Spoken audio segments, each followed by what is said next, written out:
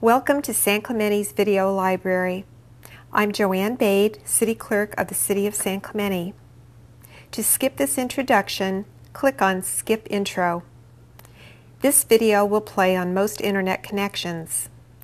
To fast forward or to advance to a particular agenda item may require additional loading time. To access a particular portion of the meeting, please click on one of the links on the right side of this screen. The Show Help link below explains various features that are available with this site. If you have questions or encounter difficulties, please call my office at 361-8200. Thank you.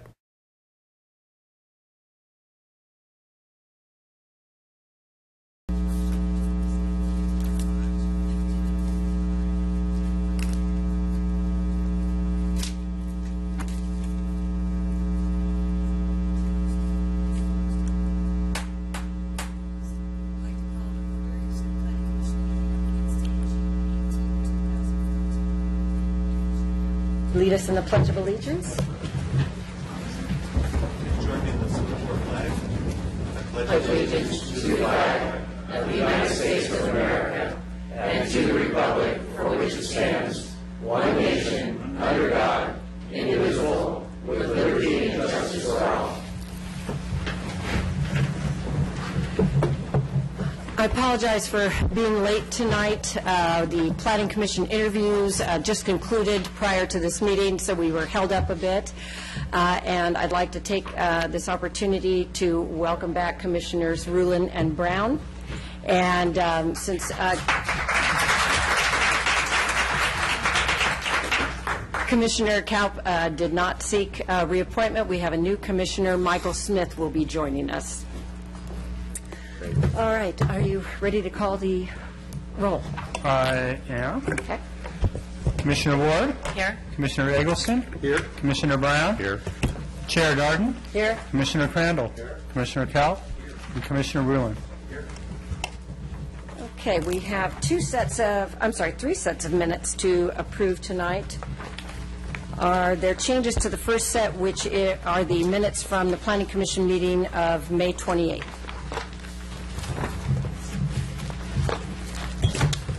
If there are no changes, I'll move to approve. Second. All in favor? Aye. Opposed? Okay, passes 7-0. And the minutes of the study session of June 4th, 2014? If there's no changes, I'll move approval. Second. All in favor? Aye. Aye. Passes 7-0. And then minutes from the Planning Commission meeting of June 4th, 2014. If there are no changes, I'll move them. Second. All in favor? Aye. Opposed? Okay, passes 7-0. That brings us to oral and written communication. At this point, members of the audience may address the Commission on matters of public interest which pertain to the city and are not otherwise on the agenda. If you wish to speak, please step forward to the microphone, state your name and city of residence, and make your presentations. Please limit your presentations to 3 minutes. I should say that tonight we have several items on the agenda that have the potential of making a significant impact on the community over the coming decades. But we have one very important item that is not on the agenda that I know several people wish to speak to that has made a huge impact on this community in the past and will continue to make an impact on this community in the future, and that's the retirement of Commissioner Kaup. There are many people here tonight who wish to honor him by their presence, and there are several people that we've asked to speak in order to give him a proper send-off. So the first of these is Candy Haggart.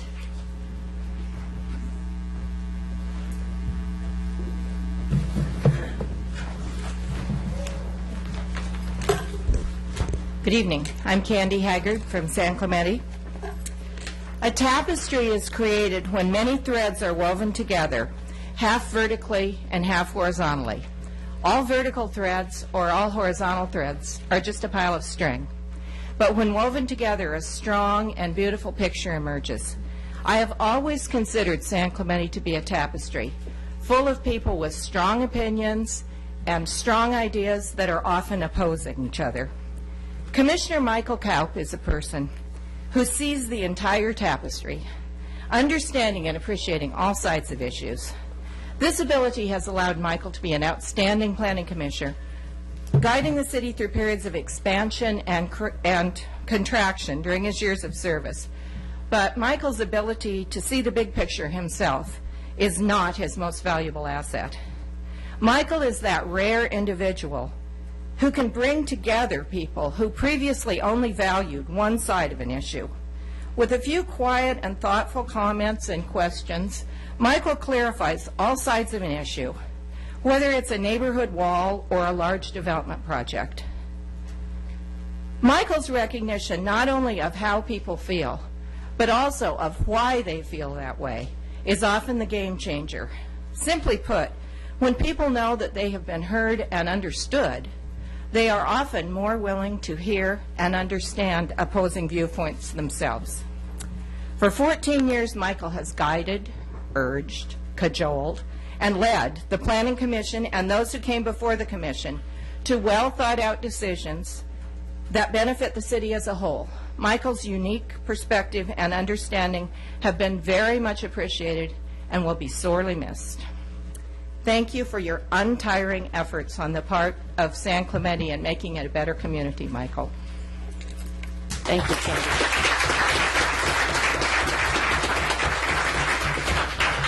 Who said I'm not tired? Nisa Anderson.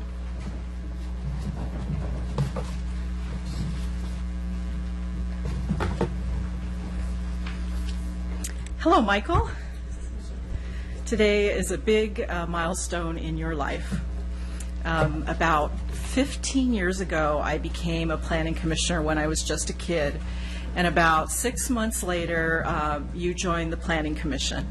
And for 14 years, we were able to serve together. And it was really my pleasure and my honor to work with you for so long. I think that you are the best planning commissioner that our city has ever had. You have done so many things for this city. As you know, I'm a real estate agent, and I'm always giving tours of the city to people. And I often find myself driving around, especially when I get to the downtown, and I say, oh, look at these beautiful trees. This is what Commissioner Kelp helped to make happen. Look at these really cool magazine racks that we have that came from a design from Santa Barbara. And the beautiful hanging flower baskets, the tile murals. There's just so many gorgeous things around town that are there because of you. Even I found out recently that even the pots that are lining Del Mar are there because of you, and you help pick them out. And if somebody tips them over in the middle of the night and they break, you're calling somebody and getting it taken care of the next morning, and nobody even knows about it. And that's how you are. You don't look for glory, you just do things because you love this city. The other thing I like to point out to people is Michael's trees. And many people may not know this, but Ole Hansen originally planted a lot of Monterey cypress trees. And they only have a lifespan of about 70, 75 years. And so Michael, they're starting to get too old now. And Michael used to drive all the way up to Santa Barbara with his van, fill it full of trees. And then he would drive back down here to San Clemente and give them away to people. So you see them all over town in people's yards, in the parks, along the freeway, and those are your trees. And I smile every time I drive by them and see them. And I think of you. The other thing that you've done for the city is you've served on the Design Review Subcommittee. I think since you've been a planning commissioner, you have a real gift for architecture, and you know what looks good and can explain why, and you do a great job working with applicants and making our projects look wonderful. The other thing that is noteworthy about you is I think you have served as the chairperson of the Planning Commission more times than anyone else. And that's a position where you're elected by your peers, and you always do such a good job running the meetings. Even though we may not always agree on things, you always run a very congenial meeting, and everyone appreciates the way you do things. And the last comment I want to make We won't is... enforce the time, Lisa. Yeah. The last comment I want to make is when I first became a planning commissioner with you, we used to argue a lot. And trying to debate. And over the years, I found that we started agreeing on just about everything, and you become a personal friend of mine. And I think you are the kindest, most generous person that I know. So thank you again. Tonight, have some wine when you get home. Put your feet up and relax and enjoy all your accomplishments over the last 14 and a half years. Thank you.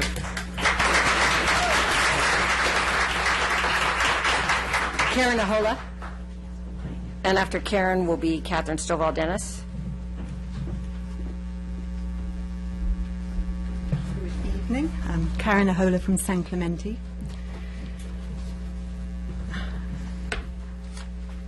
I'm here to talk about Michael, obviously. Michael. Many people do things in an ordinary way. A few people do things in an extraordinary way. Michael, you fall into that latter category.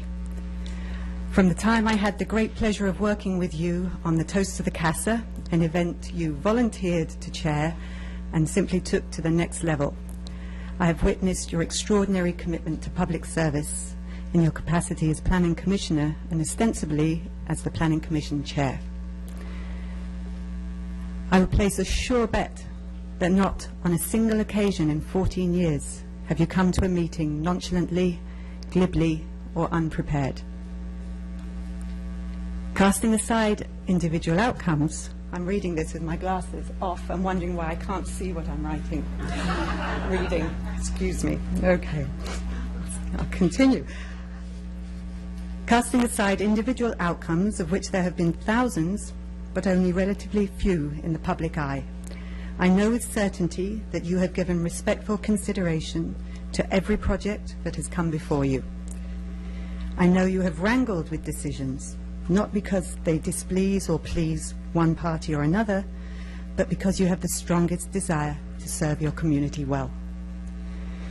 Your passionate and insightful contributions, particularly in the area of historic preservation, architecture and landscape, will have a lasting impact on our community for generations to come. And I know there are so many of us who are so grateful for all of your endeavors in these areas. Michael, you are, and I know this personally as a friend, a consummate professional, a tireless altruist, and an admirable philanthropist in giving thousands of hours of public service for the betterment of our community. I'm honored to be here tonight to thank you on behalf of so many, and I'm going to say you will be missed, but in my case I will actually get to see you more, because when I call up and say, are you free for a glass of wine, you won't actually say to me, no, I'm reading my Planning Commission package. So thank you, Michael, so much.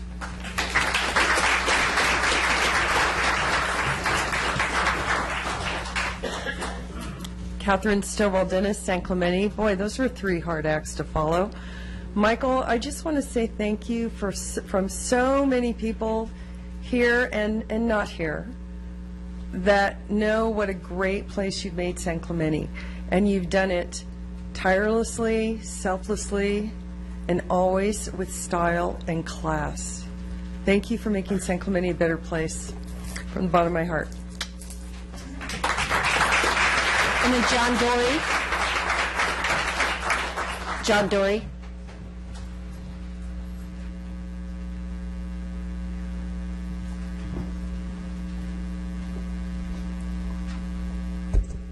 My name is John Dory, and I'm here to congratulate, I'm not sure, Michael on just a tremendous career here within these chambers.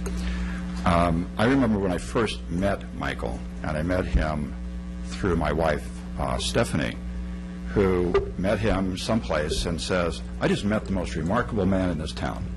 He is exceptional. He's working on all these different things. He's on the Planning Commission. He has great insights, and you got to meet him. So I did, and I would come home at night sometimes, and my wife is laughing and as hard as she can possibly laugh, and she's on the phone with Michael.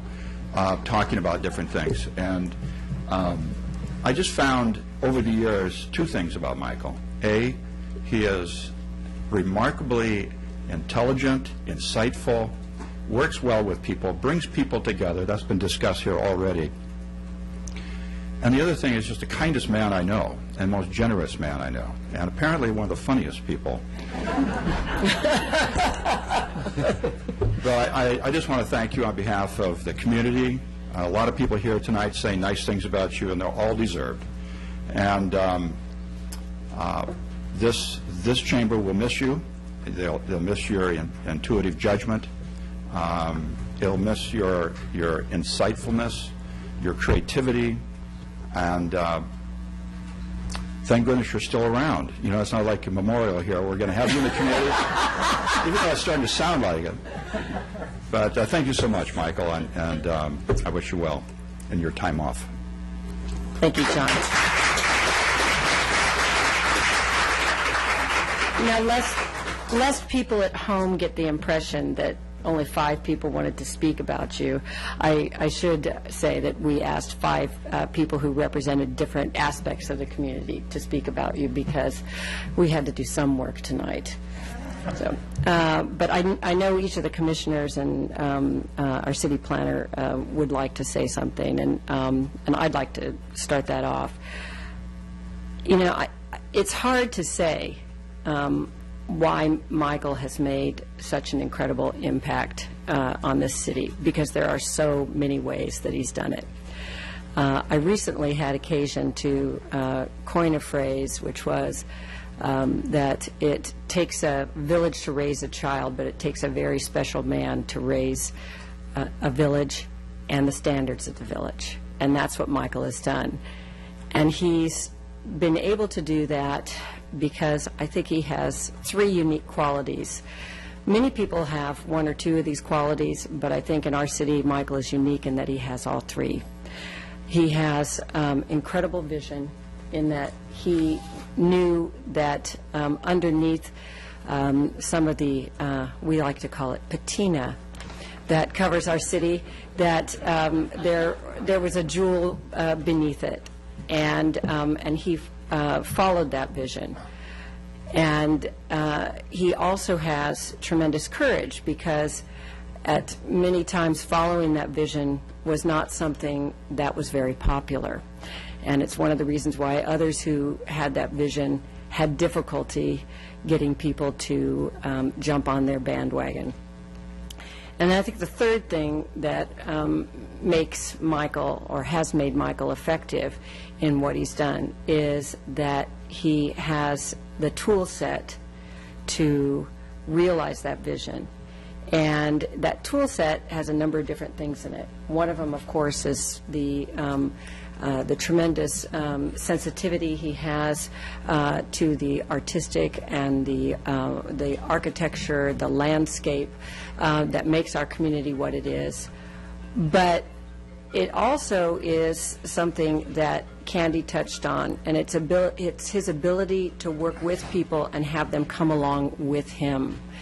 I've sat through many DRSC meetings where Michael is able by the end of the meeting to get the applicant to be excited about the changes that he's recommending that they never considered when they walked in the door. And some of the time it's because he's actually figured a way for them to spend less money while making the project be better. But even when there are occasions when they have to spend more money, they often thank him on the way out the door. He's able to do what good diplomats are able to do, and that's to get people to work together to enact change. So I have been so privileged to work with you, Michael, and to learn from you. You've mentored me, as you have many other commissioners and many of the planners, and I don't know what we'll do without you. But your impact on this city will never be forgotten, because it will live through the projects that you've helped to make possible, but also through the people that you've helped to train and inspire. Thank you.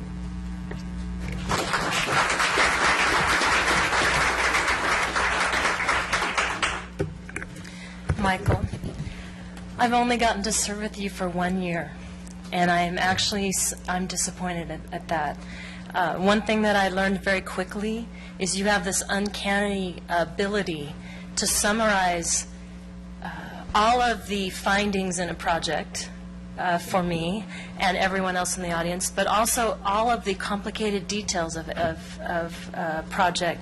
And I really wanted to say that I truly valued that and appreciated it so much because it helped me very much understand some of the complexity of the project. But I don't know how you do that. I don't know if that takes 14 years to do, or it's just your ability in your head to do that. So I just want to say it's been an honor to serve with you for this year.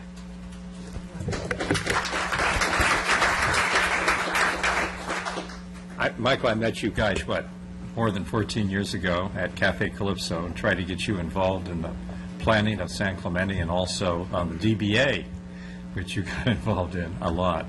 And I think that everyone here in the Planning Commission is going to really miss you on the design review because you have a wonderful way of making the complicated issues very uncomplicated, and the design of these developments to be really beautiful. So I'm going to miss you certainly on the design review committee. I think that's I don't know how we're going to replace you on that because that's such a wonderful committee that that you've really been an asset on. So thank you very much.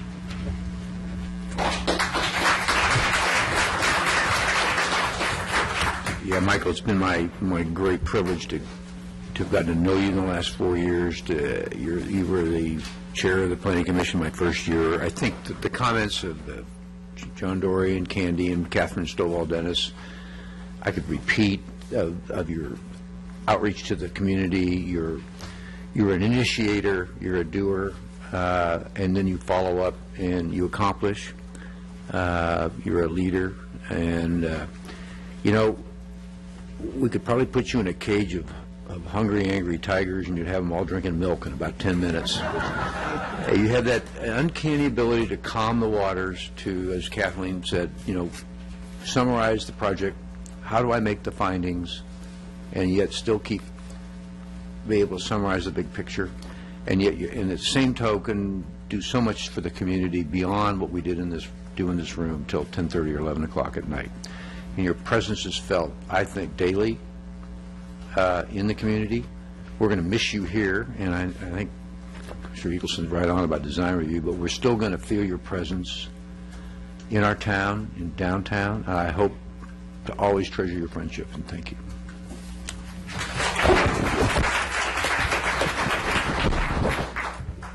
Well, I've only had the opportunity working with Michael for 4 years, and in fact, Julia nailed it right on the head. He mentors every commissioner that's come on board, whether he does it intentionally or just by example. And I think the one thing that's going to be the biggest hole we have when he departs is his wealth of knowledge of over the last 14 years. The experience he has that he can bring to the discussions is going to be sorrowfully missed, and I hope you come and share some knowledge on subjects you're passionate about. And congratulations, and enjoy the future. In line with Karen.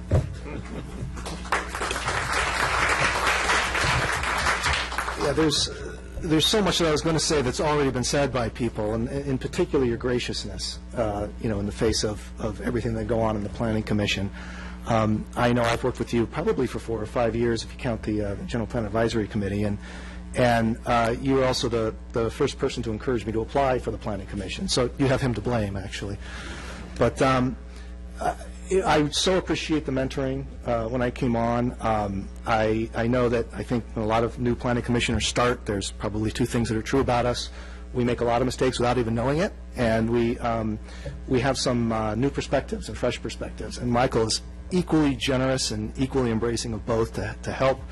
If he sees something that's new and useful and valuable, he embraces it. And it's great encouragement for a new planning commissioner, as well as his gentle ways of helping to correct the errors that we often make as well, at least speaking for myself. I'm grateful for the friendship that we've been able to develop over the last 4 years, very, very grateful for it. It's been just such a pleasure sitting next to you here for the last 2.5 years. I will say that I don't think any of us really know, because he's so involved with so many different areas, nobody really knows the extent of his full impact on San Clemente. This is a much more beautiful city because of Michael, period. If there's probably one person you could point to and say that, it would be Michael.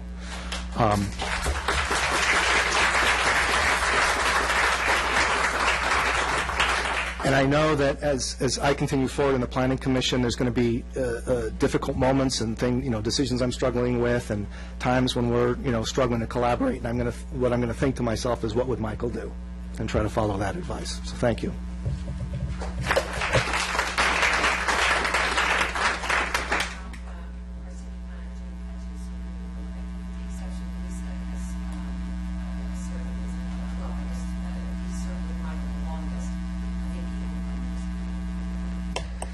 Okay, rather than talk, I'm going to show. So I have the experience of being here before Michael was on the commission, and I've watched the city's sophistication grow through the years and our ability to evaluate projects and get a lot better quality projects on the ground. And Michael, probably more than any one person, has influenced this process. So here's the signs in the old days, and this is El Camino Real now. So our codes before allowed basically anything that goes, and under Michael's leadership, the design guidelines and the quality of the signs have increased quite a bit.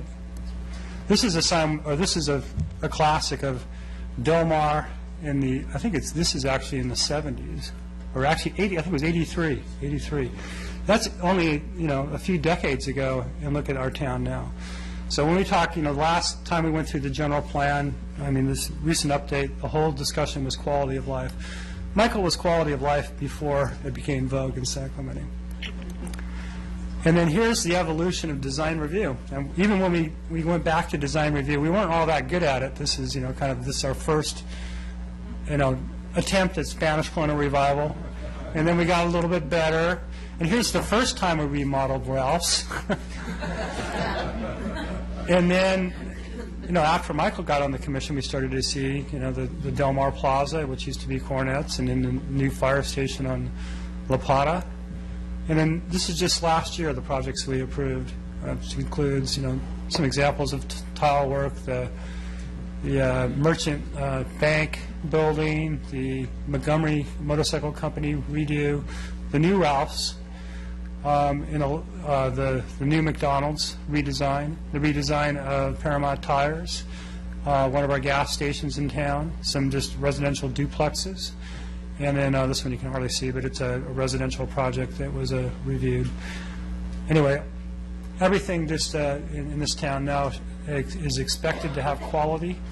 And Michael, you've done so much through the years. We've worked a lot together on all kinds of things that, I can go on and on and on and on, but I won't tonight. But just seen as right here before our eyes of his efforts and how he's made a difference in this town. So thank you, Michael.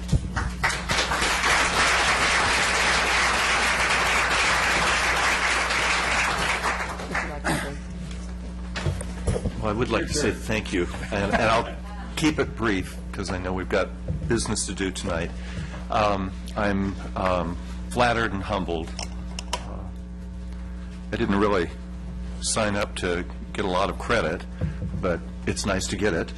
I will say that there have been times up here where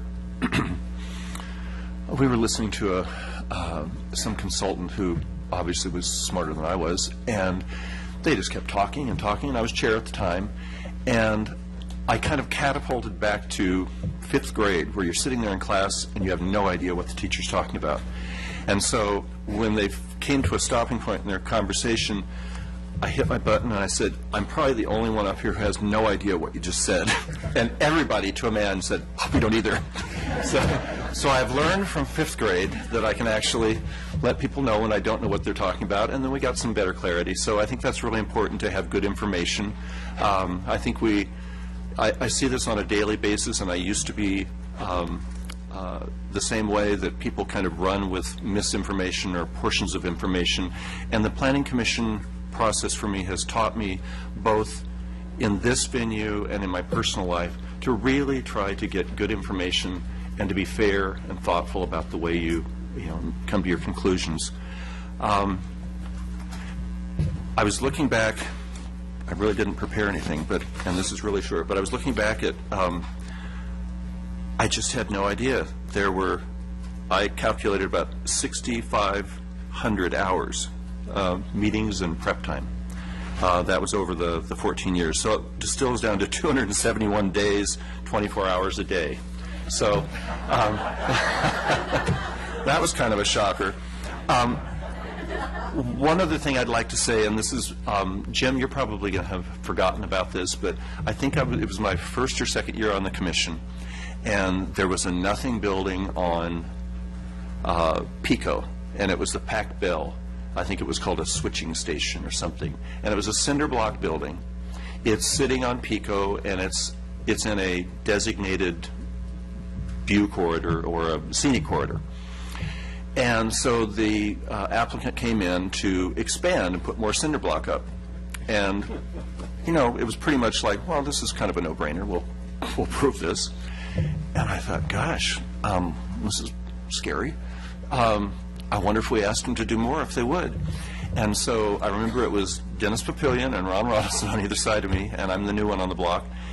And after they made their presentation, and it was pretty much getting a rave review, I said, well, I was wondering if you could maybe start over and do something that's beautiful, because this is a scenic corridor. And so they blanched a little bit at first, and then the architect went away, and he came back about 2 months later, and he was really excited. And he said, well, I hope you like what I've done. And he rolled out these plans, and there were beautiful arches, there were the tile, they had a landscape plan. We never saw landscape plans back then. And then they threw in a tower. And I thought, well, there's a lesson here. And I think that what I learned was, I love San Clemente, and I think it deserves good things. And so I wasn't afraid to ask for them. And I think that we should always, always keep that in mind. So that was my little project that could, and they all got easier after that. And I think we, getting into the quality assurance program, where we actually had some ability to know what we were approving and have some sort of ability to reconcile plans with what was being built, was a big step, and I feel proud that that will live on. So I really appreciate all your support, everybody who's here tonight, and Candy will appreciate this, because I've told her, so will Don. For the last 14 years, I've thought, okay, is this going to be the night that I make a fool of myself? And I don't know what we're doing, or I don't get something, because I'm not the most self-confident. And I managed to make it through. Well, we've got a few more hours, so just, be gentle if I fall on my face in the next few hours. But thank you guys so much. Right.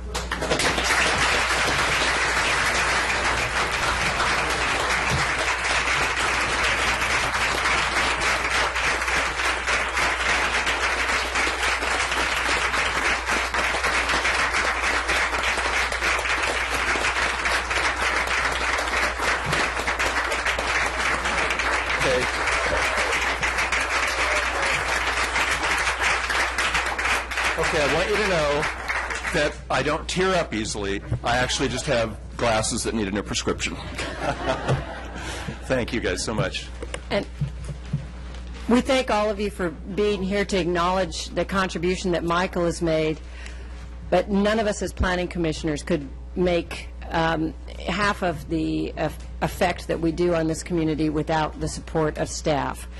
And we have a very important staff member who is also retiring tonight, and I think, Jim, you'd like to say a few words to start us off on that. Yeah, 4 years ago, we hired a temporary employee, Jeff Hook, to help us out during the general plan update, and his job principally was supposed to come in and help us with the housing element in our historic preservation section, while Brenda Wisniewski was being the person that was in charge of updating the general plan. But soon after he arrived, he completed the housing element certification, and then Brenda left for another city, and he was put in charge of the general plan. And 90 or so meetings later, public meetings, and a little bit of work on his part, he successfully completed the general plan with a lot of skill, a lot of negotiation, a lot of the same qualities as Michael, in fact. And he's done so much in this 4 years he's been here. I really can't name all of them, but he's been a mentor to everybody on staff, and he's an old professor at San Luis Obispo, so he was very professorly and helping us all in our writing skills and speaking skills and all that for all the young planners, and also giving his perspective from a different city, which is another quality of life city, San Luis Obispo, and that's really been a great help to the community. And even though he's been here for 4 years, he's definitely left his mark with the general plan, and probably one of the more exciting general plans that I've seen in years, and it's got all kinds of great aspects, as you all well know. And he's just worked on rewriting our HPPA process to get that a little bit more in sync with what other cities are doing throughout the state. He's worked tirelessly on the housing, Sarah Workforce Housing. He started that process. He did the DDA. He hired, or actually helped select National Corps, who successfully is going to implement that project. He has worked on numerous design review projects, and for a while was heading design review for us. He's helped achieve several different grants, the latest of which is the LCP grant. Anyway, I could go on and on and on, and I know that we've already spent a long time talking about praises for Michael, but I just want to acknowledge that this is his last night here, and he's going to give one more try of implementing the housing element with SB2. So, anyway, thank you.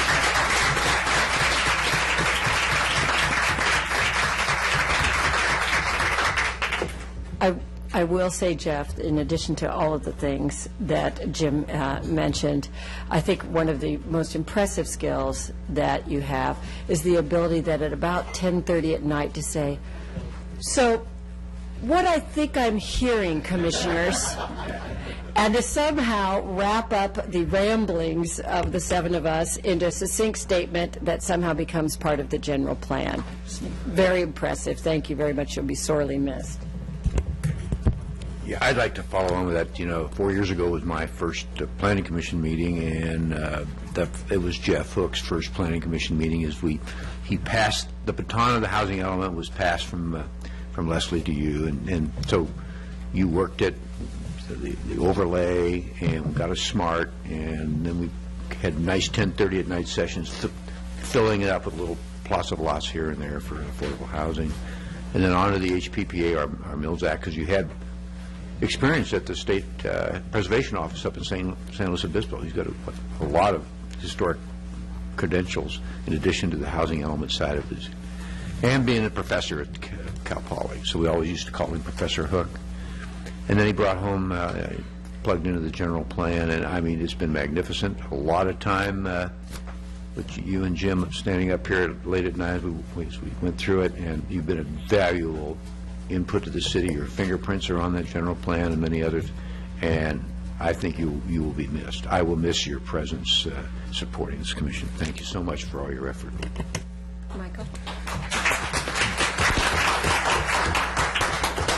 Jeff, I'm sorry you have only been here such a short time. You've made a huge impact on, I think, all of the process and all of us, particularly on me. I really, really admire you and appreciate, well, it certainly helps having a landscape architect on staff, so I appreciate that. But again, I think through the general plan update process, it was really, really impressive, your ability to manage that much information and so many moving parts, and to come out with something that seemed relatively intelligent. So I really appreciate that. It was not easy. Those were late nights, and So thank you so much. Thank you. Jim? Well, Jeff, I'm real grateful. We've had the years of working together that we have. It's really been a great pleasure. I so appreciate your intelligence and your experience and what you would bring to it. And I know we've been speaking as planning commissioners. Let me speak as a GPAC member, if I could, because that's when you first kind of came on, and I was on the GPAC. And I will say that process really turned when you came on and started to be able to put your attention on it. It made an enormous difference, both in the focus that we had and the results that we produced, in the GPAC, together. And then to continue with that on the Planning Commission with you was also a great pleasure. But you were very, very instrumental in turning that and making it a process that really worked for the city very well. So thank you.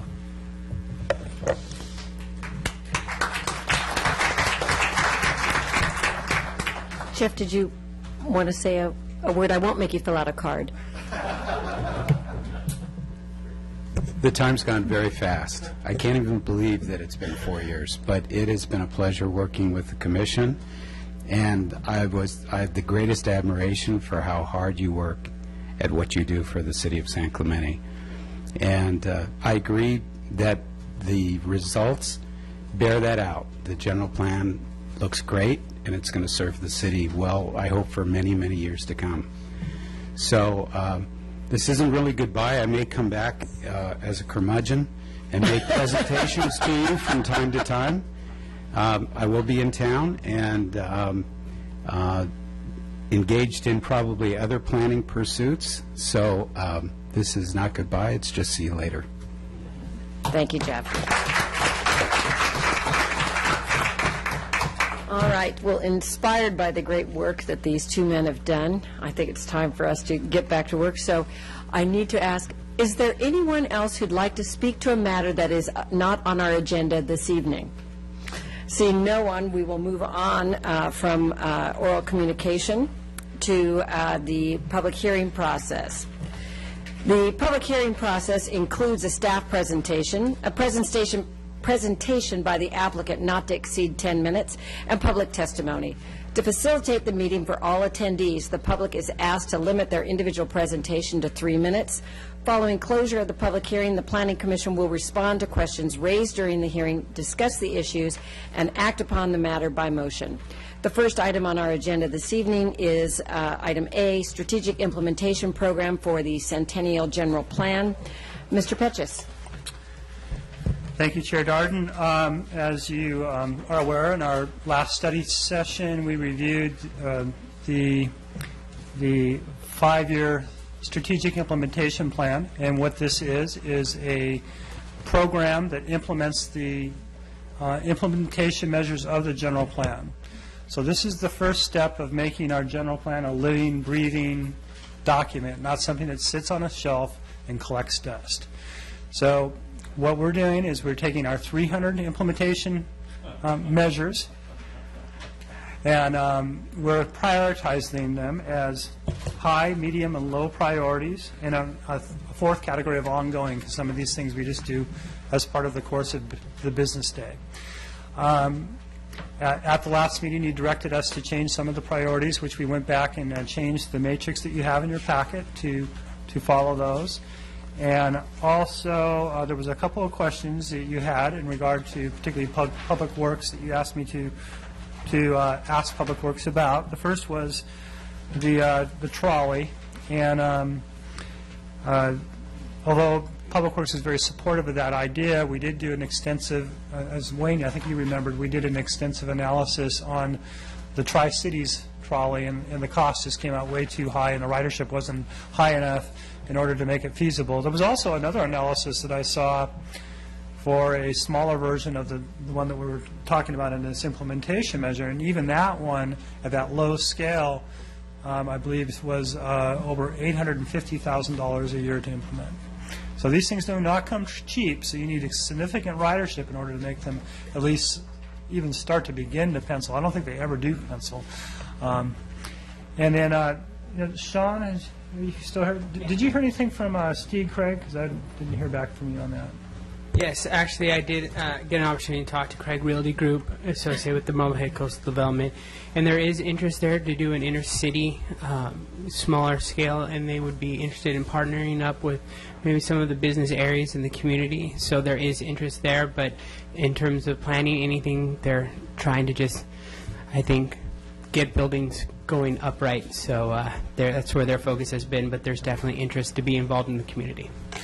And then, of course, if they wanted to go forward with any kind of a trolley like that, then the city would be more than happy to get involved and help out in any way we can. The second thing we talked about was the utility undergrounding, and there was a discussion about, that it's an ongoing process, which it is. We currently have 2 undergrounding projects going on in both the Los Molinos area and also on the downtown.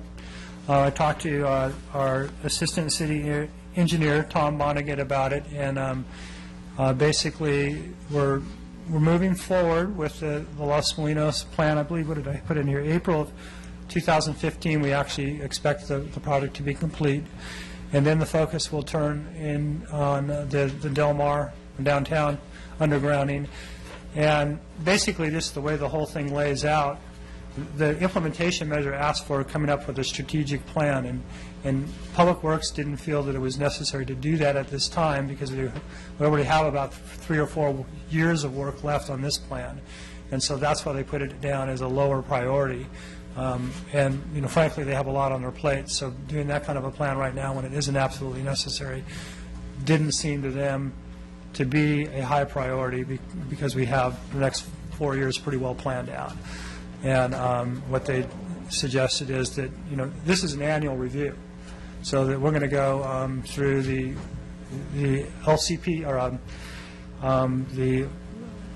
the budget process every year, and we will revisit all of our implementation measures and then can reprioritize as necessary. So if this program becomes, complete, then we can revisit this and put it in as a higher priority. But for right now, they felt it was properly put as a low priority. And so that's it for my presentation, and we have the matrix if you have any questions or if we want to go through that. Commissioner Brown? Well, one small item, if you turn to page 6, item 22.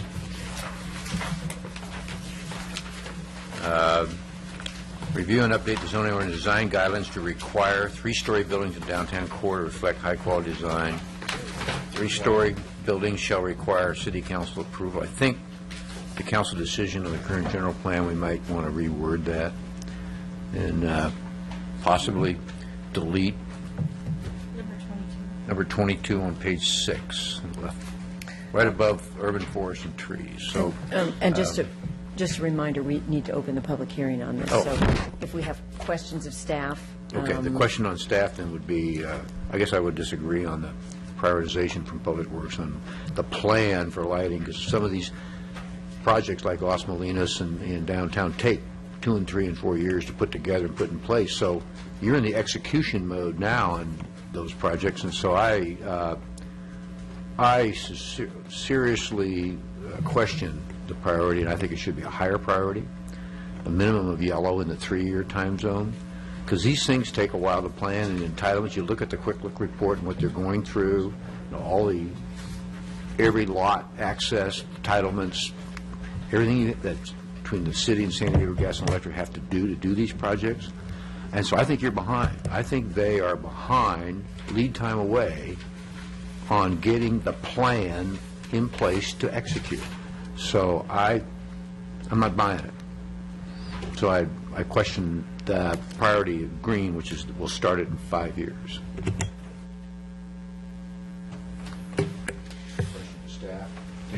And I'm not probably the best one to answer that question because it's not my department, but I do respect Tom Bonnekett's opinions on these matters. I think it has a lot to do with STG. Can we have clarification? Which number is it? It is page. Because the one we're seeing is red. Yeah, that was 2. I'm way back on. He was talking about 2 topics, so I think that's what confused you. The first topic was. You said in public hearing. I'm sorry. Which I agree with is what number 22 is incorrectly written.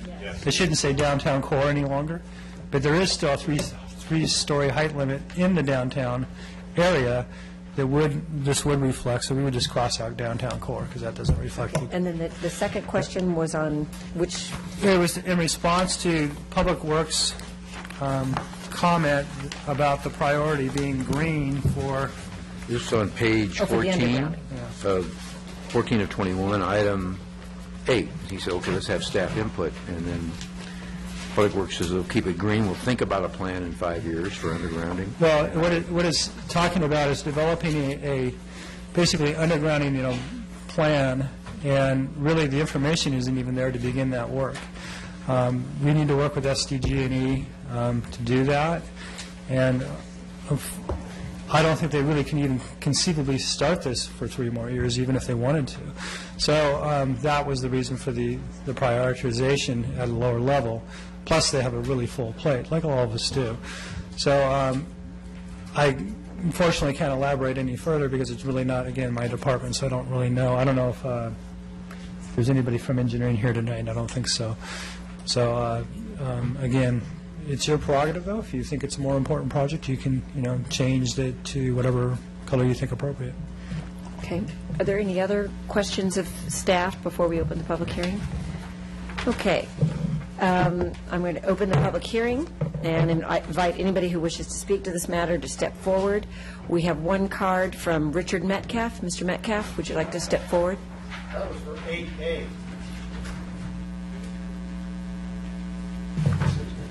Yep, we are on 8A. We're on the strategic, it says zoning amendment, but our recording secretary wasn't clear because it is 8A. I can't tell between an A and a B, so it was a B. Okay. All right. Thank you. So is there anyone else who would like to address this matter? Seeing no one step forward, then I'll close the public hearing and invite discussion. Were there any other items other than the item that Commissioner Brown brought up that we need to discuss? Is that the, and just for the public's reference, we've had a number of in-depth discussions about this topic. So lest you think that we're failing to discuss these, 20-some pages with 300 items on them, we have discussed them at length. But at this time, are there any other items other than the one that Commissioner Brown has brought up? Okay. Then Commissioner Brown, now that we're clear about which item you're talking about, would you like to share your concern with us? I've said it before to the city staff. I think we need a plan. The plan we have is quite old, and we're about ready to finish it out. Planning takes a while.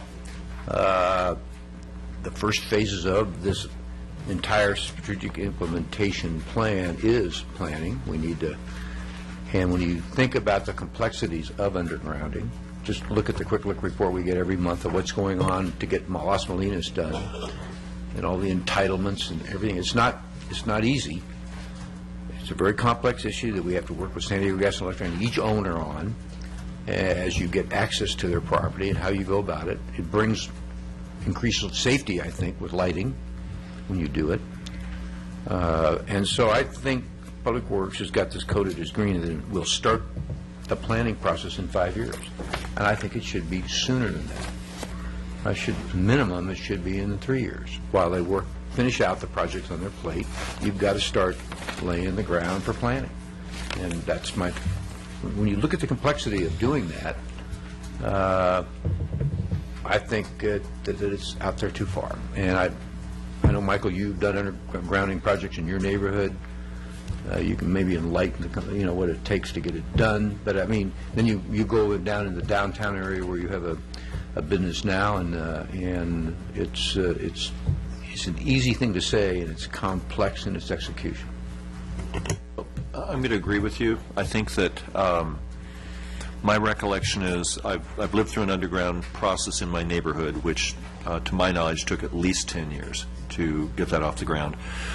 And the downtown project is going back roughly 13 years, and it's still got a couple of years before that will be in the ground. So I think you're right. I think the now is the time to be starting at least the groundwork, to at least make the commitment to want to do something. And so I think that putting it off we're looking at probably 20 years away if we put it off 5 years.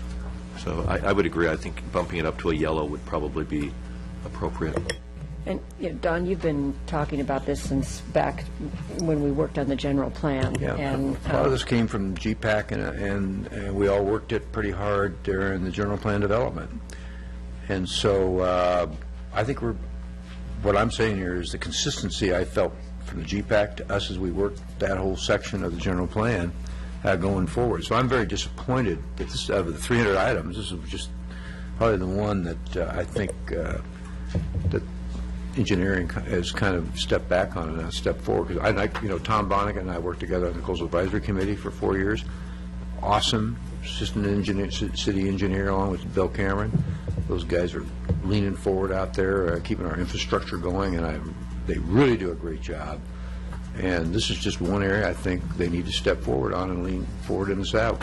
Are you thinking yellow or green? Yellow, from green to yellow. I'm sorry, I meant yellow or red. So it's yellow. Okay. Realistically. And Michael? I would be comfortable with the yellow, but just to add one thing, the undergrounding is, they're two different animals, whether they're residential or commercial. The costs are different and the complexities are different. The residential to date has been a grassroots effort, and I think what would be good to start a process like this sooner rather than later is for staff to work with SDG&E to maybe educate or empower neighborhoods so that they go ahead to move their neighborhood forward. That's what our neighborhood did. So it was certainly some impacts on staff, but not the kind of impacts you would have if you didn't have that neighborhood banding together. So I think you're right. I think starting sooner rather than later would be really appropriate. So I think a yellow would be good. Is there general support for that? Yes. So, okay, so I think if there aren't any other issues we need to discuss, perhaps somebody would be willing to make a motion that would include that modification. Do we need to make a motion on this? Yes, I think we do. Yeah. There's a resolution here. I'll be proud to step forward.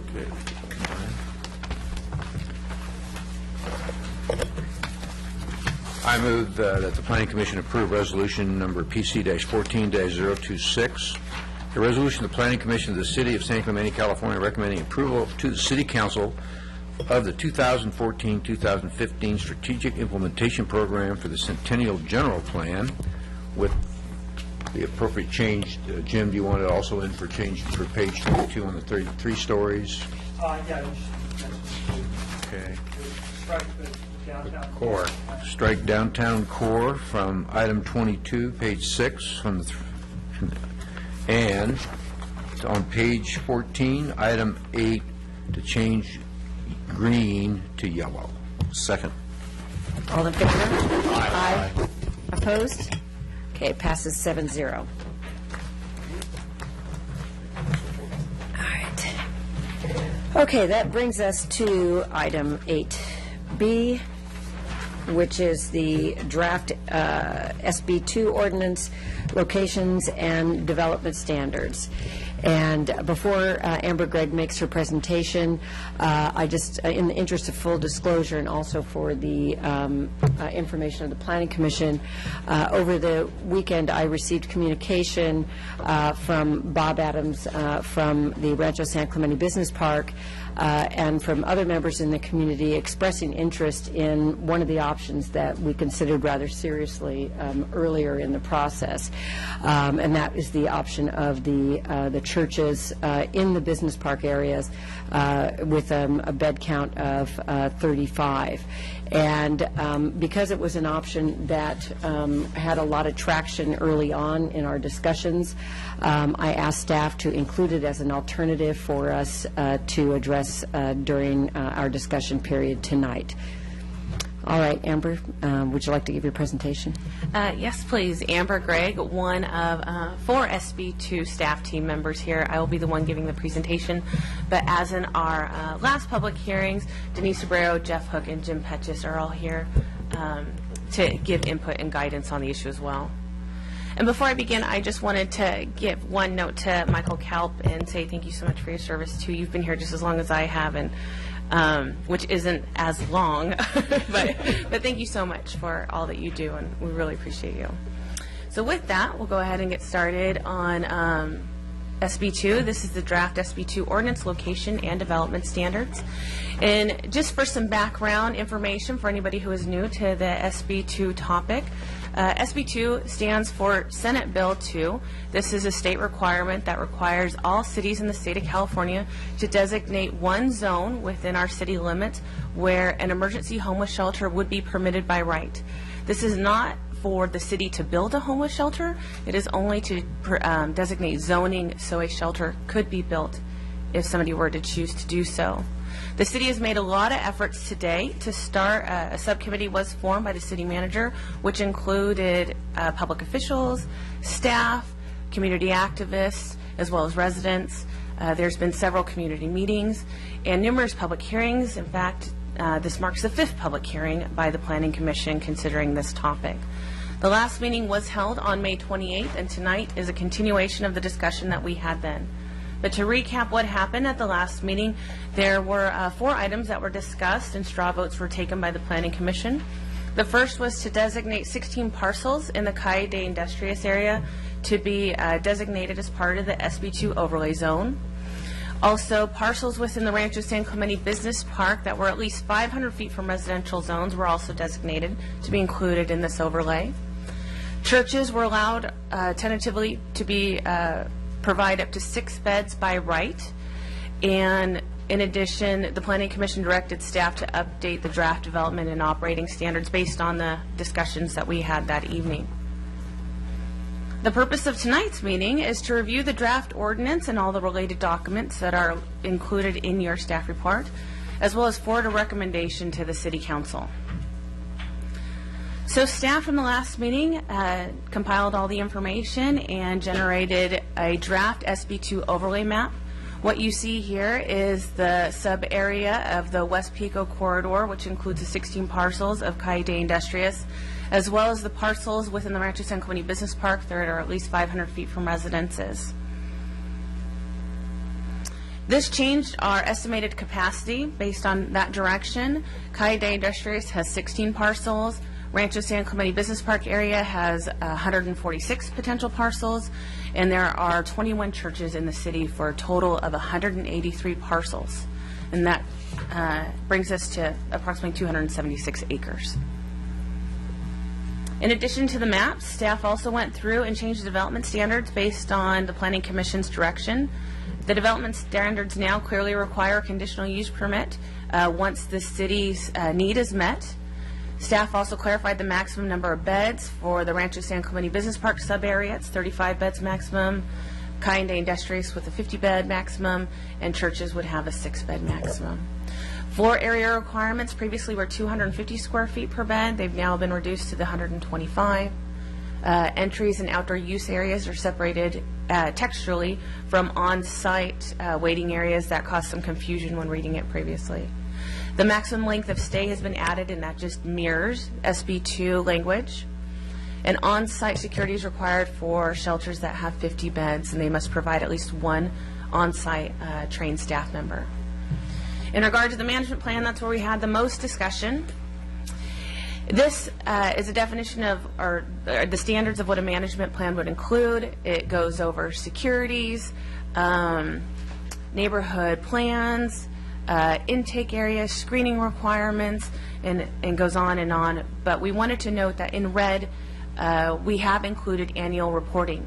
After the staff report was issued to the planning commissioners, Commissioner Brown contacted staff and informed us that that was something that was discussed at the last meeting, and would like it to be reflected in here, and so that's why it has been added. So just to kind of go over what annual reporting would include, it would most likely include clients served, the duration of stays, residencies, and service provided. Now, this is important not just for seeing the daily activities of the shelter, but it also helps staff understand who our homeless population is, how we can help them, how we can also help the service providers that are providing the homeless shelter.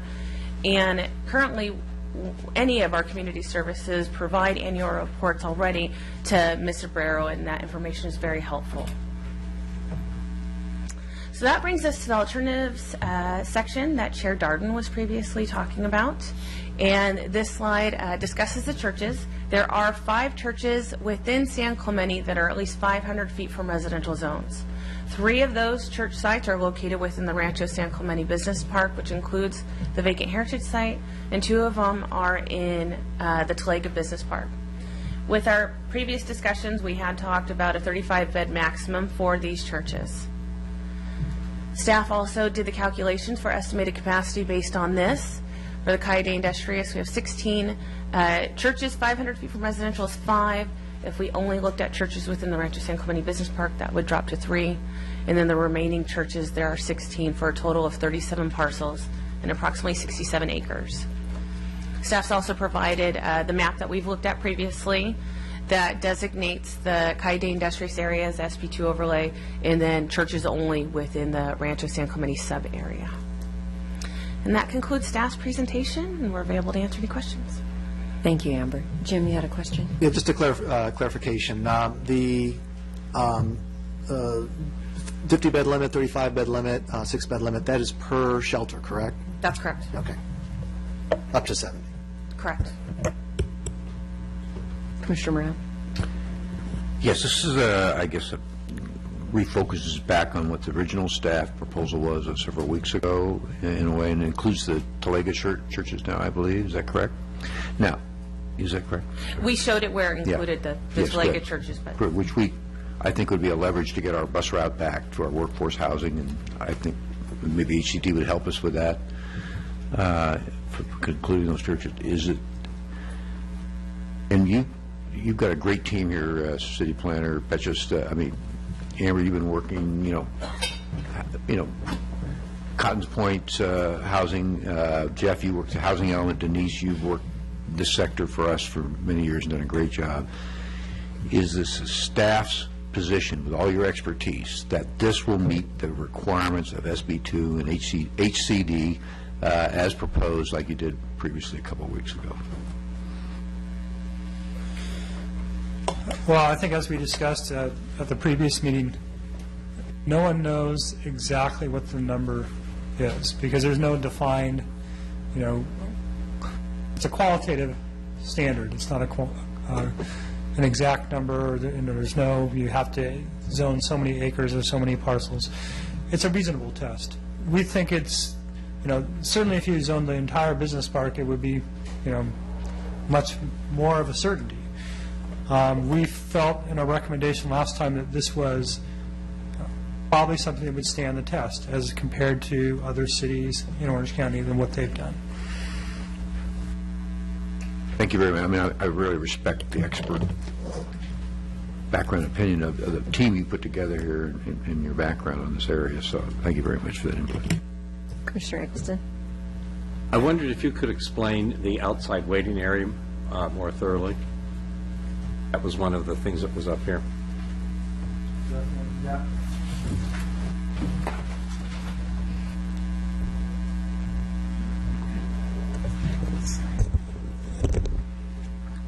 On site, or is it outside? On site. On-site security. No, that's the on-site security, but as far as the entry, yeah, go back one, please. Entries and outdoor use areas are now separated from on-site waiting areas in the text. Could you explain that? The ordinance originally specified that waiting areas and intake were entirely indoors. The commission asked about concern with loitering and how that was going to be dealt with and where waiting areas were located. The concern with that was, are we going to plan for outdoor waiting areas and make sure that they're screened and that there's some sort of access controls, frankly. So to address that, staff separated out waiting areas from the actual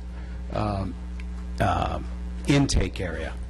The waiting area, the entries and the outdoor use areas are a separate defined area within the ordinance and need to be addressed by any shelter applicant.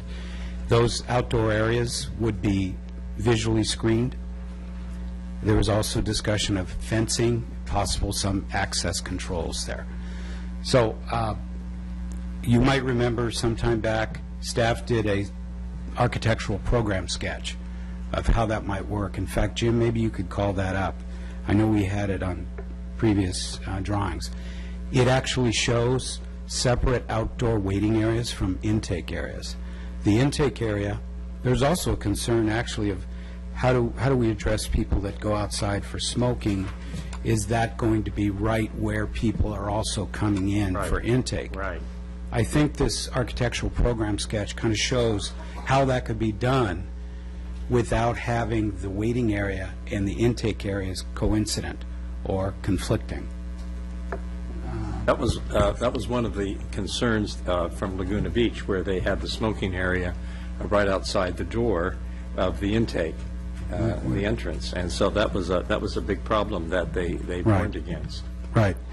Jim, that probably would have been on the May 7th PowerPoint. I think we included that. It would be under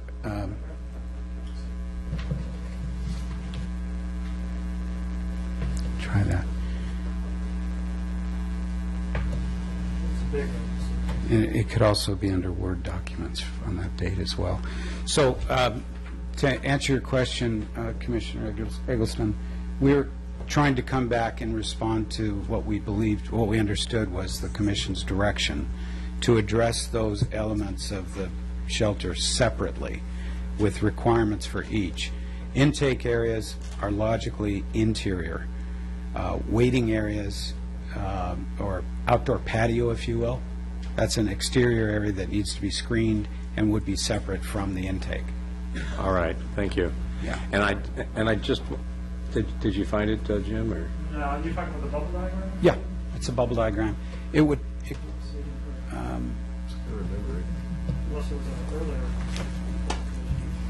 I think this really does get to what the Commission's direction was, because I know there was concern, and you brought that up, Wayne, about the Laguna Beach example of having those outdoor areas that were totally unscreened and right there as you were, taking folks in at the same time. So they were both commingled and highly visible. Right. So I think this is a good protection against that. I think it's important that we review this, because this has a potential for an issue. Here's the bubble. Oh, that's the bubble? Lovely. reduce it and then Is it possible rotate. to flip it? Yeah. Right click. Right click on it. Rotate clockwise. There we go. Okay. So this was a little sketch to try to suggest one possible way that a shelter could be laid out, with the street on your left, parking serving as the major intake area.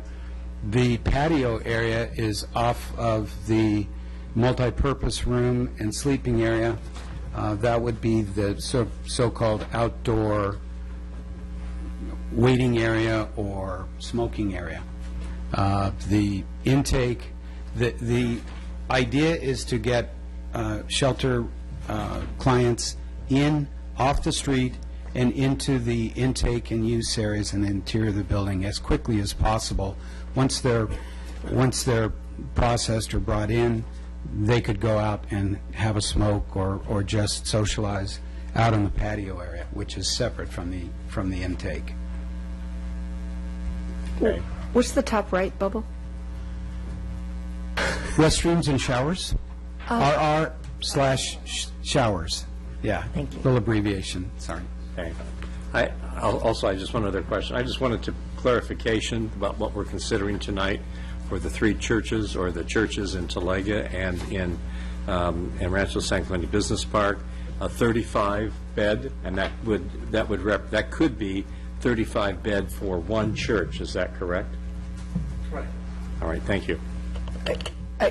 I think I want clarification, because the way I understood Wayne's question, Are you asking if there could be more than one church in that area, up to the count of 70 beds?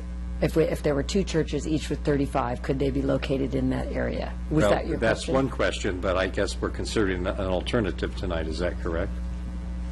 No, yeah, we're, based on what the city attorney has told us in the past, my understanding is we are not able to limit the number of facilities in any one zone. We are only able to limit the number of total beds, and it would only limit the development there if we'd reached the number of beds either in another zone or in that zone. Correct. So we limit the number of beds per shelter, and then once enough shelters are developed so that we hit our need, which we've established at 70, thereafter, new shelters require a CUP. Okay. So what we're considering as an alternative tonight would be 35-bed maximum in those two areas? 35-bed maximum per facility, and there's the potential that there could be two facilities if the need was not being addressed in the other zones. So it could be a maximum of 70 beds in the Rancho San Clemente Business Park. Is that correct? That's Because I think it's important. both options, yes, as Commissioner Crandall said, both options are that way, because Okay. we are not able to limit it per zone. Because I think that's important then for clarification for those people of the Rancho San Clemente Business Park to understand that it could be 70 in your business park. Did you have a question, Kathy? I have a question, but I don't know if I should ask it now or not. I'm wondering, we talked about what prior... If it's a question of staff. It is a question of staff.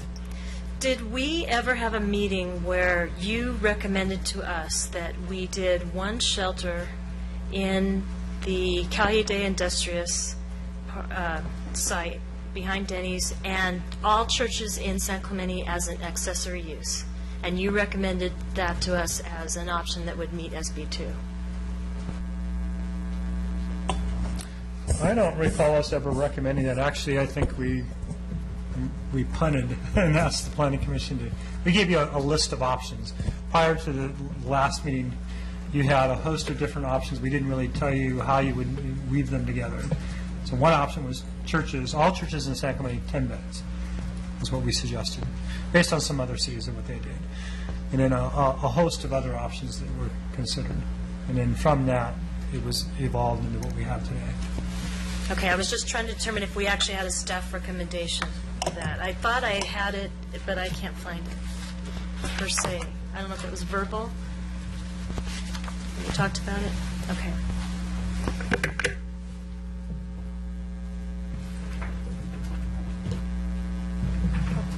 I have one more. On one of the staff reports that we had of May 7th, it mentioned that if we put in a 500-foot boundary in Rancho San Clemente Business Park, only the churches were outside that for residential, and I wanted to verify that. Because I don't remember. Maybe I should go to the map here. Yeah. I'll find it.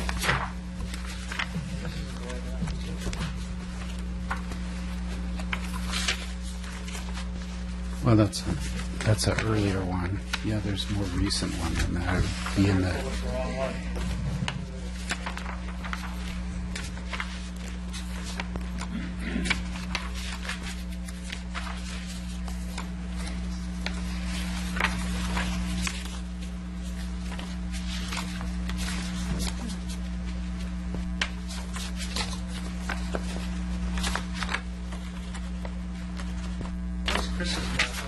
I think it would be in the May 28th. Jim, if you try that one. It's in this PowerPoint as well. And it's at the end of this. Oh, it is? Yeah. Mm-hmm.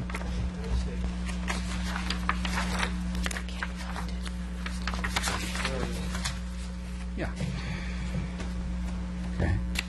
So. What was your I read that if we put in the 500-foot boundary for residential, that it limited greatly what we were what met our criteria, and it only included those 4 churches in the business park. And I had it a minute ago.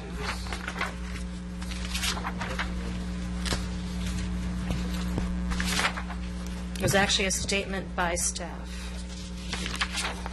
This basically shows the boundaries of the 3 churches, right? Right. Is that 1,000? No, that represents a 500-foot buffer from any residential area. What, Commissioner Ward, what you may be thinking of is if we talk just about churches, there's 21 churches in the city that could have a shelter as an accessory use. If we restricted those churches to only churches outside of a 500-foot buffer, that would eliminate all but 5. 3 in the Rancho San Clemente Business Park, 2 in Talega Business Park. All the others would be within 500 feet of Okay, a so it was- residential okay. zone. Yeah. I understand that. I just read that statement and wanted to clarify that. Okay. But I understand it. Thank you. And while we have that map up there, I wanted to clarify something. Does this reflect within 500 feet of zoned residential or actual residential? Zoned residential. Zoned residential.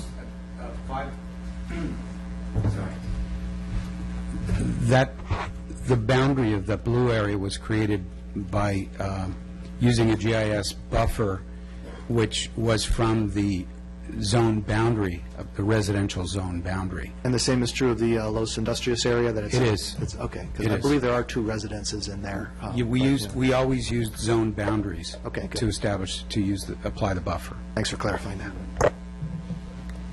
Are there any other questions of staff, or shall we open the public hearing? Okay, all right. We'll open the public hearing, and I have quite a few cards. If you would like to speak to this issue and you have not yet filled out a card, please get a card in the back and fill it out so that we can move through these efficiently. The first speaker is Richard Metcalf, and following Mr. Metcalf will be Bob Adams.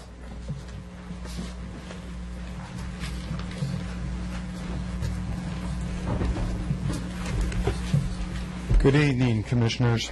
Before I start, I was caught by some of the words in your mission statement. Maintaining a safe, healthy atmosphere in which to live, work, and play while protecting what is valued today. Now, those are your words, not mine. I think they're kind of appropriate in considering this matter. Do any of the 7 of you live in Rancho San Clemente? That's no. Okay. We have 2,200 residences in Rancho San Clemente. I find the 500-foot buffer is absurd, absurdly short. I would like to ask perhaps the staff, have any of you read or considered the studies that correlate the relationship between homeless shelters and crime rates? Have any of you included that? Have anybody read it, aware of it? They exist. They're significant. The same question I have you read and considered the studies that correlate the proximity to homeless shelters and property values? Very compelling. If anybody would be interested, I think we could provide those to you, but I'm somewhat appalled that you haven't considered either of those. Are you aware that one of the proposals in the city's upcoming budget is to reduce the number of patrol officers, either 1 or 2 patrol for the year? We in Rancho San Clemente are somewhat sensitive to these issues. And when I heard the discussion about security, there was a majority of the time spent by you and the staff about security issues, control, smoking, drinking. And I didn't hear anything, that was any caveats that would be required by that. That's a great concern to us, because Rancho San Clemente has had several spates of burglaries, one of them rather aggressive and brutal, in the last several years. These were people, some of them were from the community that had prior histories. One was a teenage former, I don't want to say an addict, probably she was, that was the child of a parolee.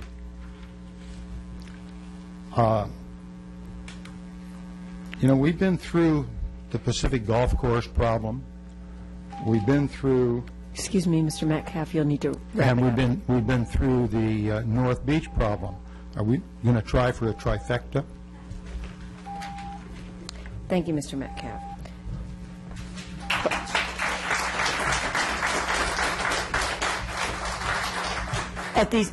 Just a moment, Bob, if you wouldn't mind. At the start of all of our previous hearings on this matter, I made a series of announcements, and I neglected to make them tonight.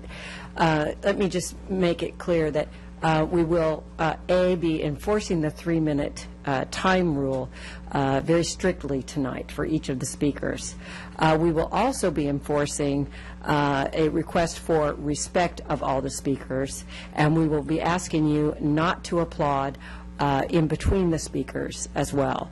It's a matter of efficiency and our being able to move through this in an expeditious manner. So we ask for your cooperation. I'm sorry, Bob, go ahead. Okay. All right, Bob Adams, President of the Rancho San Clemente Business Park. The Rancho San Clemente Business Park is 100% against the rezoning the total area of this complete park for the homeless. We have 118 acres of open land around the buildings. We also have a CC&Rs that will not allow fences. And we feel it will cost the business sales and property values to go down, which also means it's lost revenue to the city. And if I read a lot of the newspaper articles, the city needs money. So it's a detriment to the city as well as the business park. We were very quiet when you were talking about the 3 churches. And all along, the reason is that we felt that if they did choose to put them in there, they're going to limit the number of beds, and they're going to only put in the number that they can control.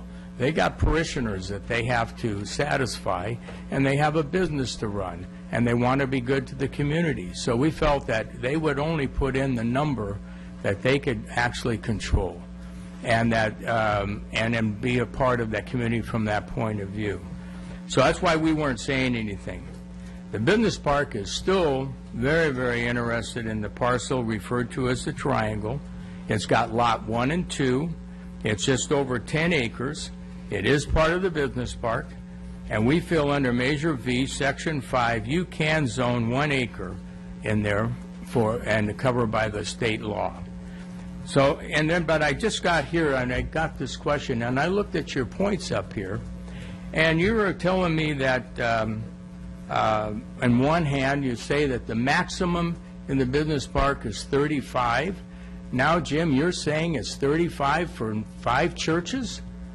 I mean, that's not right. I was told that there was 50 max in downtown, and that is 25 or 1, whatever the number would be, and there would be a maximum, and now you're saying we could have a possibility of 70 in that business park.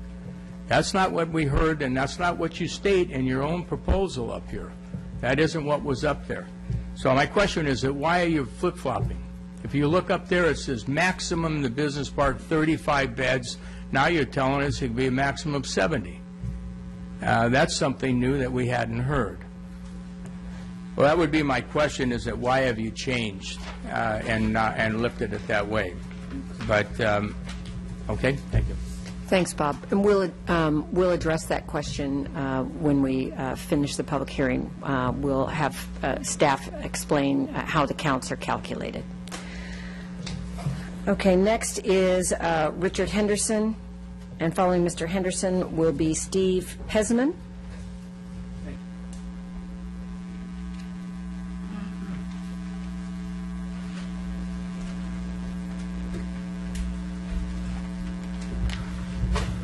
Good evening. My name is Richard Henderson. I'm a property owner in the business park. I'm not here in opposition to your homeless center. I'm merely in opposition to how it's taken care of. I'm sorry that the state feels the need to implement this proposition. We probably should have done it on our own. The state has nothing to offer us. I don't know why you want to designate a very large portion when you could get away with possibly 2 acres, maybe in the corner of the business park, regardless of the busing and the rest of it. They do have some stuff to offer us. They have the bullet train. They have the overzealous coastal commission, which now decides that they come in 3 and 4 miles inland and be the overseer. They have ABA requirements, which would go into a residential area and open I'm sorry, this escaped me, and open up rehab centers for alcohol and drugs in your neighborhood or anyone's neighborhood. So that's kind of what the state has to offer us. So I think we should give them the absolute minimum to meet their requirements. I certainly can't think of any business owner that would want the state as their landlord, where every time they need a building permit or paperwork, it has to go through the state. They may not live long enough to complete the business part. It's just ludicrous to me that you would bend over backwards to take care of the state. I've listened to you guys tonight. You all sound pretty smart. I think you're capable of running this city. I don't think you need somebody to tell you what to do. Let's just keep the process simple. Get them a small area that doesn't offend anybody, and just move it along, sweep it under the rug, and hope they never phone you back. That's the way I feel about it. Thank you. Thank you, Mr. Henderson. Next is Steve Pesman. Following Mr. Pesman will be Barbara Scheinman. Hi. My wife and I own a commercial building in the business park, and we run a business out of it. We live in town, and we have family that lives nearby in the condo area up there that's pretty close. One of the things that occurs to me is that obviously you're trying to keep this activity away from residential areas, but I would point out that the business park is, in a sense, no less susceptible to the detrimental environment that such a facility would create. There's a lot of employees, both male and female. There's late night spent in the office, and so a lot of the reasons that you don't want it near a residential area pertain to an area that has a high population of workers and business people. Secondly, my wife is on the board of a soup kitchen in Costa Mesa that feed 300 people a day, and when you attract a certain population to that area, they don't follow rules, and they don't stay within 500 feet. They don't, and they don't take the transportation that you have in mind to get there, and they camp and they infiltrate, and it's just their nature. It's not a bad thing, but it's just the way they live. The way they live is marginal, and they don't really follow program guidelines. So when you put something back there and have them migrate through the residential area to get there, or hang out in that area in a wide shadow surrounding a facility like that, I don't think it's what you envision creating. So I urge you to find a solution that doesn't go there, and if indeed it has to go there, that designating the entire business park for that purpose is very vague and not particularly functional. Thank you. Thank you, Mr. Pesman. Ms. Scheinman, and then we have a blank card. When we get to the end, we'll figure out who forgot to put their name on the card. After Ms. Scheinman will be Ali Bahramian. Okay. All right. Go ahead, Ms. Scheinman. I'm still using up his time. Okay. Oh, I Are we could do reset? that, too. Thank you. Barbara Scheinman, Saddleback Memorial, here again to try to get the homeless out of your emergency room and somewhere where we can help the people who need help. Frustrating part of this process is sitting in the gallery sometimes and listening to you guys talk about things that you don't have the answers to, and we want to help you. We want to give you the answers, but we're not allowed to. So I kept track of some of the things so that I can answer some of your questions, because for the last 20 years I've been working with the homeless in your town. You were wondering how many of the homeless would actually use the shelter. You were worried that they wouldn't even use it. Why are we doing this? Why are we making so many numbers? I can tell you from the 20 years working with your homeless that they will go to a shelter if it's here. They consider San Clemente their home. Many of them work here, and yes, a lot of homeless people do have jobs, and they work here.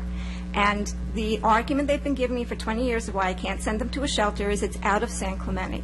But if there's a shelter here, they will use it. This is their home. They consider it their home. It's been discussed time and again that there's a fire danger of having the homeless, and if the homeless are in a shelter, they're not building fires. There's a logic to this that really escapes me when this comes up every single time we meet. If they're in the shelter, we're actually making the environment safer. I'm not just talking about the physical environment, I'm talking about any of the safety concerns that people here are talking about. If there's a shelter, which, by the way, is not the same thing as a soup kitchen, we are addressing the problems of safety that everybody's so concerned about with the homeless. If you build a shelter and you let an organization such as I Hope, which, by the way, is a nonprofit, that came up, it is a nonprofit, they are a resource center first. So unlike the shelter in Laguna Beach that was not a resource center and had the problem with loitering, there would not be the problem with loitering because they're in a resource center. There are services being provided, and there are activities, and there are things to keep people from loitering. We would actually decrease the loitering that you're all concerned about here in this room. Any of the concerns that come up in any of these meetings, having a shelter will definitely decrease those concerns, if not solve those problems. Another way the San Clemente shelter would differ from Laguna Beach is that if the need for the shelter gets resolved in a viable way, not the churches, because no churches have come forward to be willing to take in shelter, to have shelter beds. If we do it in a viable way, San Clemente won't be sued and end up financially responsible for the shelter, like happened in Laguna Beach. That outcome depends on all of you. And before I sit down, I just want to say if anybody has any other questions regarding San Clemente's homeless or problems that we don't need to have existing anymore, and you talked about having good information. If you want good information, there are resources, including myself, that are happy to answer any of your questions. Thank you. Thank you, Ms. Scheinman. Ali Bahramian, and then David Brandt, please. Good evening. I'm reading this letter on behalf of Mr. Kevin Grant. He's a business owner at the Rancho San Clemente business. I had the privilege of taking a job in 1987 as a property superintendent for a construction company by the name United Pacific Construction Corporation. I was actively involved in building some of the first buildings that were constructed in Rancho San Clemente Business Park between 1987 and 1992. I had the privilege of starting my own construction company in 1993 under the name of General Contractor, Inc. We built many buildings within Rancho San Clemente Business Park as general contractor. As general contractor in 1998, In 1998, General Contractor expanded their service and began developing land in addition to performing contracting service. In the year 2000, General Contractor, Inc. purchased land in the Rancho San Clemente Industrial Center and developed the property at 228 Avenida Fabricante, known as Cheap Storage. General Contractor, Inc. has retained ownership of Cheap Storage from that time to present. The reason for giving a brief history is to establish the fact that I have had a 27-year working relationship with the City of San Clemente in conjunction with many other helping to bring to develop to bring to completion the vision the City of San Clemente had in approving the original mapping and planning of what we have now enjoying, the Rancho San Clemente Park and the Rancho San Clemente Industrial Center. I think it is clear, since the Rancho San Clemente Business Park and the Rancho San Clemente Industrial Center are two of major assets City of San Clemente has to offer, current and up and coming business. It's absolutely vital to the community of San Clemente that we keep the highest standard of commercial and industrial population so we can continue to attract these business that help fuel our city economy. I think it is also clear to see that changing the zoning and allowing for homeless shelters within the Rancho San Clemente, can I finish it? I think it is also clear to see that changing the zoning and allowing for homeless shelter within the Rancho San Clemente Business Park. Mr. Bahrain, I'm sorry. I thought you just had 4 or 5 seconds, so I'm sorry. Mr. Brandt? And then after Mr. Brandt will be Nampet Panich-Punt Mickelson, please.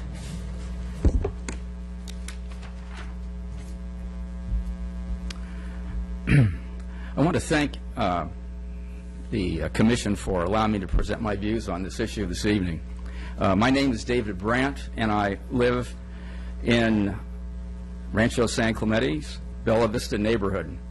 I strongly oppose the proposal of placing this facility and possibly others in our community.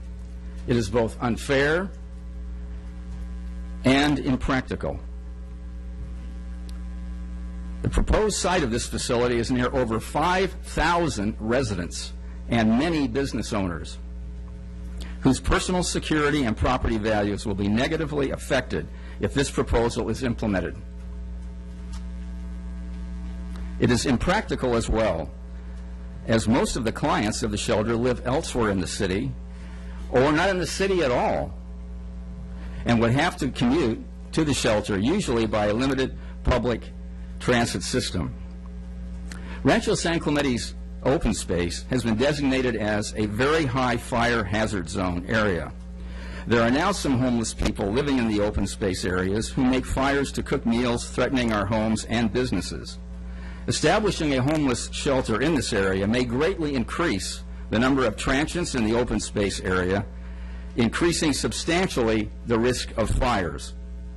I urge you to oppose the proposal of placing a homeless shelter in Rancho San Clemente.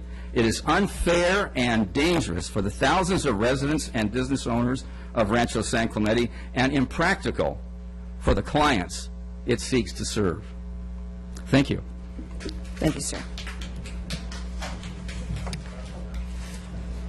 All right, Nampet Panich-Punt, I'm very sorry if I'm just destroying this. Panich-Punt Mickelson, and then after you will be Sherry Clifford, please. Thank you.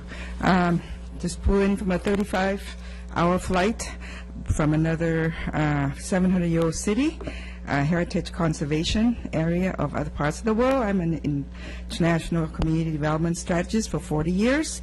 I've worked to troubleshoot issues around the world. I chose to make a home here. I've been familiar with Orange County for 40 years, San Clemente residents for 30 years.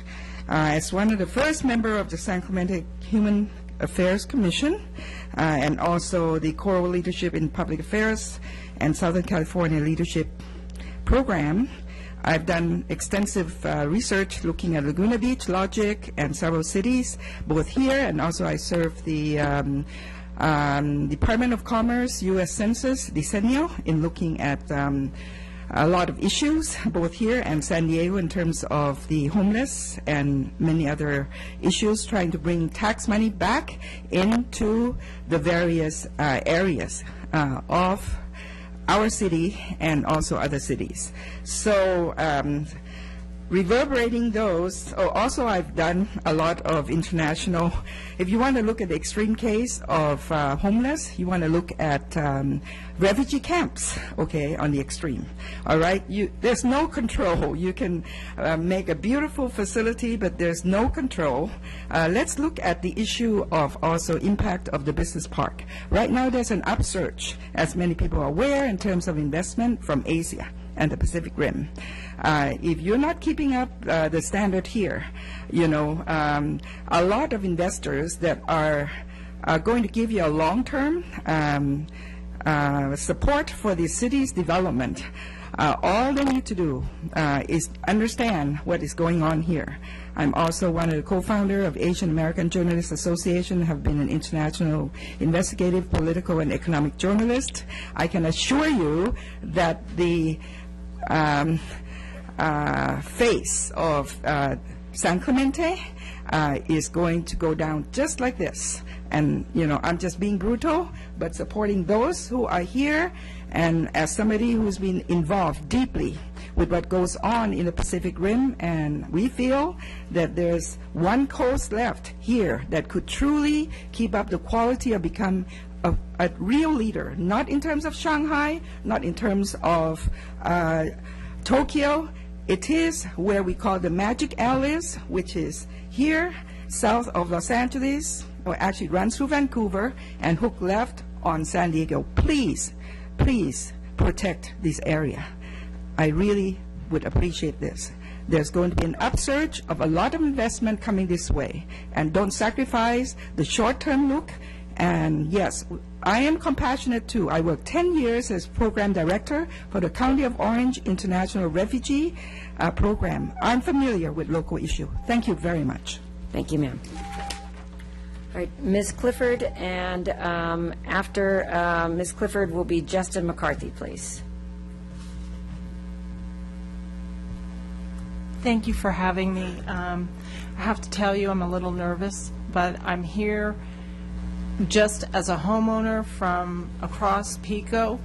I came here 14 years ago to bring my son to a community from West Hollywood and Hollywood that I could raise and have him safe and ride his bike and play with his friends in the same type of community that I grew up in Pennsylvania. And San Clemente, that Michael Kalb helped to build, made me feel safe. And I will tell you, I am compassionate, and I've debated and debated about reporting the homeless that are building their campfires and along the bicycle path, the beautiful bicycle path that you've put in. And my son can't go down there anymore safely because we already have homeless people that sit out there and are vomiting or sleeping. And I applaud you for your efforts. But I want to keep my home safe and my son safe, to be able to have him out there and have to see that kind of reality. I know we have to have compliance. I know that we have to help the homeless and the veterans and all of these people that need our help. But we are mistakenly sad. All you need to go is to Santa Ana and see the wonderful programs where they're feeding the homeless and they're helping the homeless. But you cannot walk outside on Broadway without seeing people laying in the street and vomiting. And I cannot walk safely through there when I go to do business there. I don't want my home and my family to be there. So I'm urging you all to come up with solutions that can help our community solve the issue of homelessness and protect the working class and the people that are here that so desperately need your help too. Thank you, Ms. Clifford. We ask that you hold your applause, please. Next is Justin McCarthy, and then Jack Culp, please.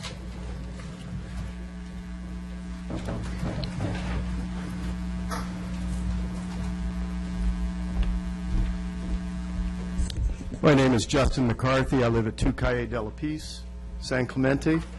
In the spirit of the earlier session of the proceedings, my congratulations and, compliments on a job well done. I've always admired your work, Michael, in terms of the community, and if you are in any way responsible for the upgrade of the architecture, then you have my appreciation. Notwithstanding that, there will be some pointed comments in here that I will enter into the record. Before I do so, is this the last opportunity with respect to the Planning Commission proceedings to enter anything into the record? If you would direct that question to your Commission counsel. Ajit, would you answer that, please? I don't know. It depends on what the action is taken tonight. Well, okay, so if they pass it on to the City Council, then, can commentary or comments with respect to the proceedings of the Planning Commission be tendered to the City Council and be considered as a matter of the record? They can be. Okay. So there's nothing that precludes them. I mean, this is not a safe harbor or anything that would preclude commentary with regards to these. If I failed to submit something today and I wish to submit it at a later date, is that going to be fine? You should consult with an attorney about that. I thought I was. Thank you. Basically, I have walked the trails. I've talked to security guards behind the various shopping centers. I've walked the alleys on numerous occasions, even before this proceeding. I've watched what goes on in the alleys. I understand it. It's tragic. I don't like it downtown. I don't like seeing, what goes on out in the fields there. But you have crafted a process, in my opinion, that has nothing, its primary purpose is to move as much as feasible the homeless out of downtown. I get it. I understand it. I might even support it. But it is somewhat problematic, probably from a legal standpoint. You're talking about probably the most vulnerable constituency within this community. You've got veterans with PTSD, TBI. You've got individuals with physical disabilities. You've got individuals with mental and psychiatric disabilities. And nowhere, as recommended by the state of California, is there any discussion of the characteristics. And yet on page 10 in the attachment of your own document, the transmittal from the state, they say, discuss the characteristics of the homeless today, because you cannot do so once this SB2 zone goes in place. Sure, after the SB2 zone, you can discuss, hey, we don't like the color of the building. Please put up a wall. So I'll go ahead and finish just by tendering this and let you take a look at it. All right, thank you, sir. Thank you. Okay. Mr. Culp, and after Mr. Culp, Sue Molino, please.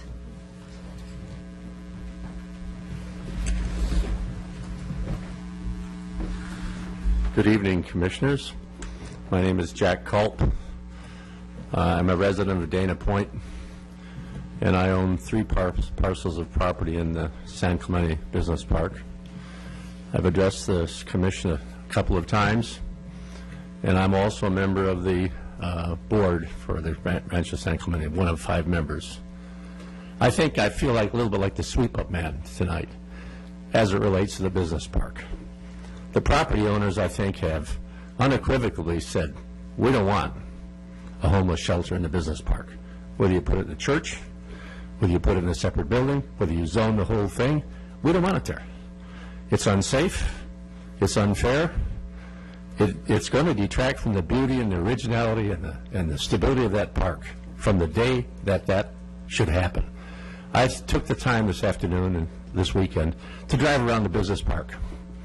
And I admire the structures, the buildings, the cleanliness. And you know what? I don't see one screen fence any place in that business park that would obstruct the view of the side of the property, the rear of the property. And if we're talking here about having to obstruct a screen to to block the view from the street. And when you talk about a business building, you're talking about a building that sits on a parcel of property. The city is very strict about how many parking spaces you have to have for each building in that park. I had a hard time getting my big building on La Plata approved because of the number of parking spaces I needed as it relates to the square footage of the building. Now, if you take one of those buildings in the business park and you put screens around it, what do you do to the parking? You have no parking. That would appear to be in violation of the space for the parking code, let alone screening it from the street. I mean, it's like starting to build a poor shelter, a place where people can congregate, and they're going to congregate, and you're not going to be able to control them and keep them within the limits of any fence. And as one of the other gentlemen spoke earlier, people, when the business park goes empty at night, there's nobody there except our little security patrol, one car that comes through there a couple times a night. And there's nobody there to watch it, and all those businesses are empty. I don't think it's fair and equitable to the business owners to look at what they've put their life's work in and have that value go down and the security go down for their employees and all the people who live in and around the business park. The business park says no shelter. I support that. Thank you for your time. Thank you, Michael, for your service. Thank you, Mr. Culp. And now Ms. Molino. And following Ms. Molino will be Denise, it's either Tittle or Tuttle. I'm sorry, I can't quite read.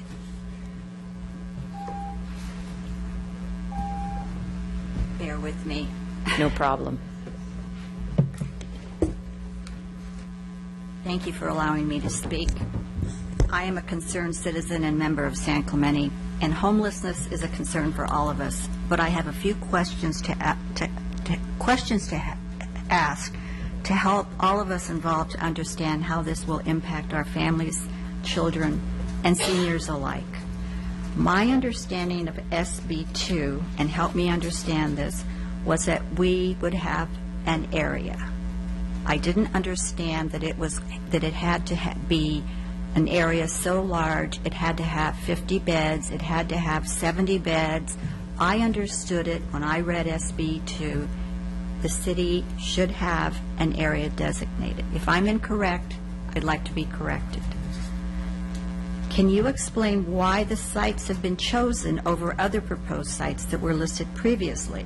And again, is this set up for a vote tonight, or does it go forward? And I know I'm just asking questions that you're going to clarify for me. Will the community have written guarantees published to ensure that every concern possible has been met before the final vote? And how is the facility funded? I'm not clear on the funding. Are the homeless men required, and I'm just going to use men as a general term, are they required to have a job? And if not, what are they expected to do after breakfast? Are they given money for lunch? And what time is dinner? And is the building locked at a certain hour? And my other question was, were there going to be smoking bans? And I understand no, that they can smoke. I live in Talega, and you're now talking about 2 churches in Talega that could possibly be shelters. I think the model that we're talking about is flawed. In my mind, I hear a place for men or families to go and sleep. And then at 7 o'clock in the morning, they're released back out into the community. I don't hear a model saying that they have to have a job, that we're going to help train them, that they're going to be mainstreamed back into society, and many of them will not because they're mentally unstable. And those are the people that are going to choose to live on the street forever.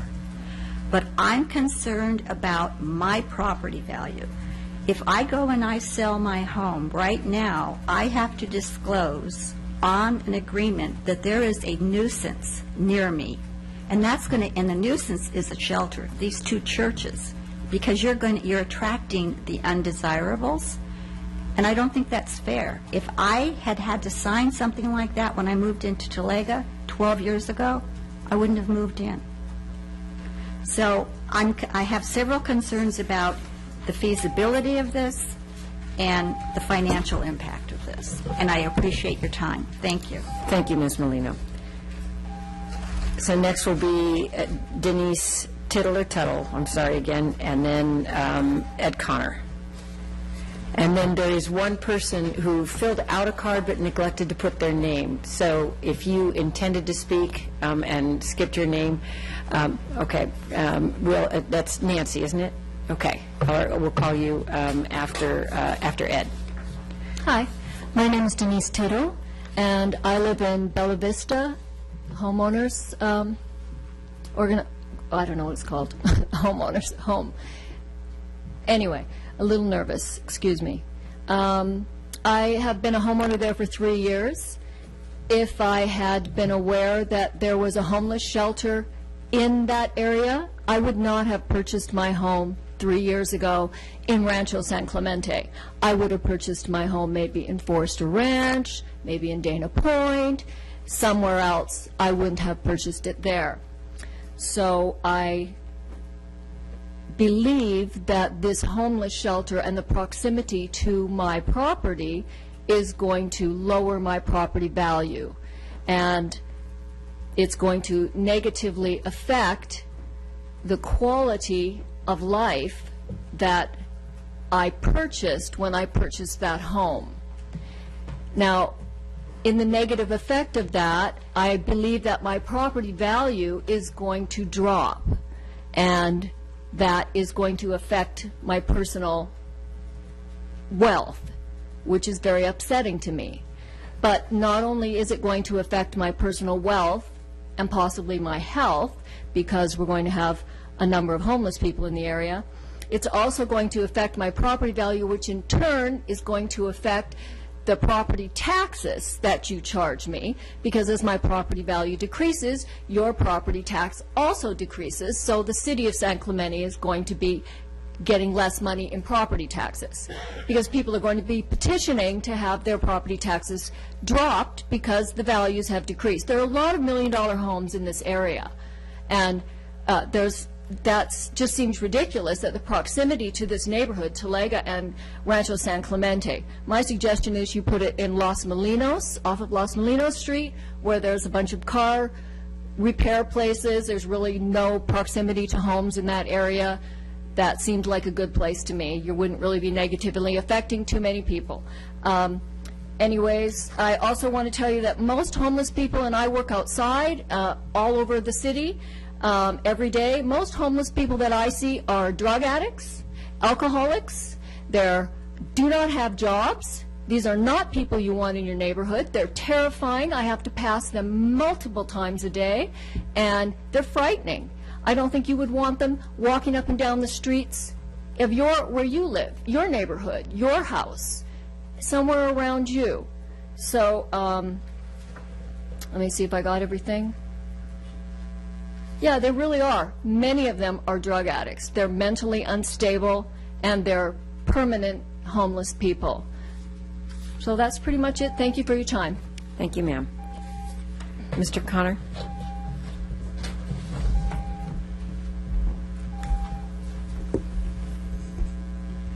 Good evening, Ed Connor, member of the board of IHOPE. I don't know any homeless people that I've dealt with, even as recently as this weekend, giving them food, that would ever say things about these people that have been said about them tonight. They don't go around saying, "Oh, these rich people who have to deal with these people." If they would be, please show respect for all. If they were all stars, they wouldn't be homeless. Of course, they are difficult people to deal with, but sometime, someplace, someone's got to step aside and say, "Let us help them." What are you accomplishing by not letting us help them? A woman stood up here tonight and talked about the great programs in Santa Ana. Well, maybe that's true, but you know something? 25 years ago, there was open warfare between the city of Santa Ana and the homeless, and I had to file a lawsuit, and guess what? That lawsuit was followed by another lawsuit in 2004 when they tried to shut down Catholic Worker House. Then the city wised up and thought, maybe we should stop doing this and actually work with the providers who are trying to help the homeless, and now we do have some great facilities and some great programs. The same could happen here. You are courageous people. for what you did last time at that last meeting. I recommend and urge you to stick with what you voted on. However, if you do, you make it virtually impossible for me to do anything in Sacramento or with a lawsuit. But there is a deal to be made to make all these folks out here happy tonight. Bob Adams has been saying this over and over again. You can consider one more thing tonight, and all you're going to do is recommend something to City Council. That's where the fight's going to be, not here. Recommend one more thing. Recommend that they reclassify 1 acre of the Triangle site from open space to SB2. 1 acre. These folks do a long-term lease. We've been talking to them forever. You can then remove the business park from the SB2 ordinance. We go away happy. We will not challenge. There's no complaint in Sacramento. There's no lawsuit. They get what they want. We get what we want. We get a lease on 1 acre. We get a site. And then we can fundraise, and we can take the people who they're complaining about, and we can get them services, and we can have them not build a fire, and we can have them not go to the emergency room, and we can help these people. But you have to work with us to get us a place to do this, and nobody wants it because, of course, they are exactly what the woman described, okay? But they also are human beings and need our help. So one more thing tonight. Stick with your vote, but come up with one more recommendation to the city. Reclassify 1 acre. The statute, as Bob says, lets you do it. We're totally in agreement with him. And you can take the business park out of SB2, and we will have no complaints. Thank you. Thank you, Mr. Connick.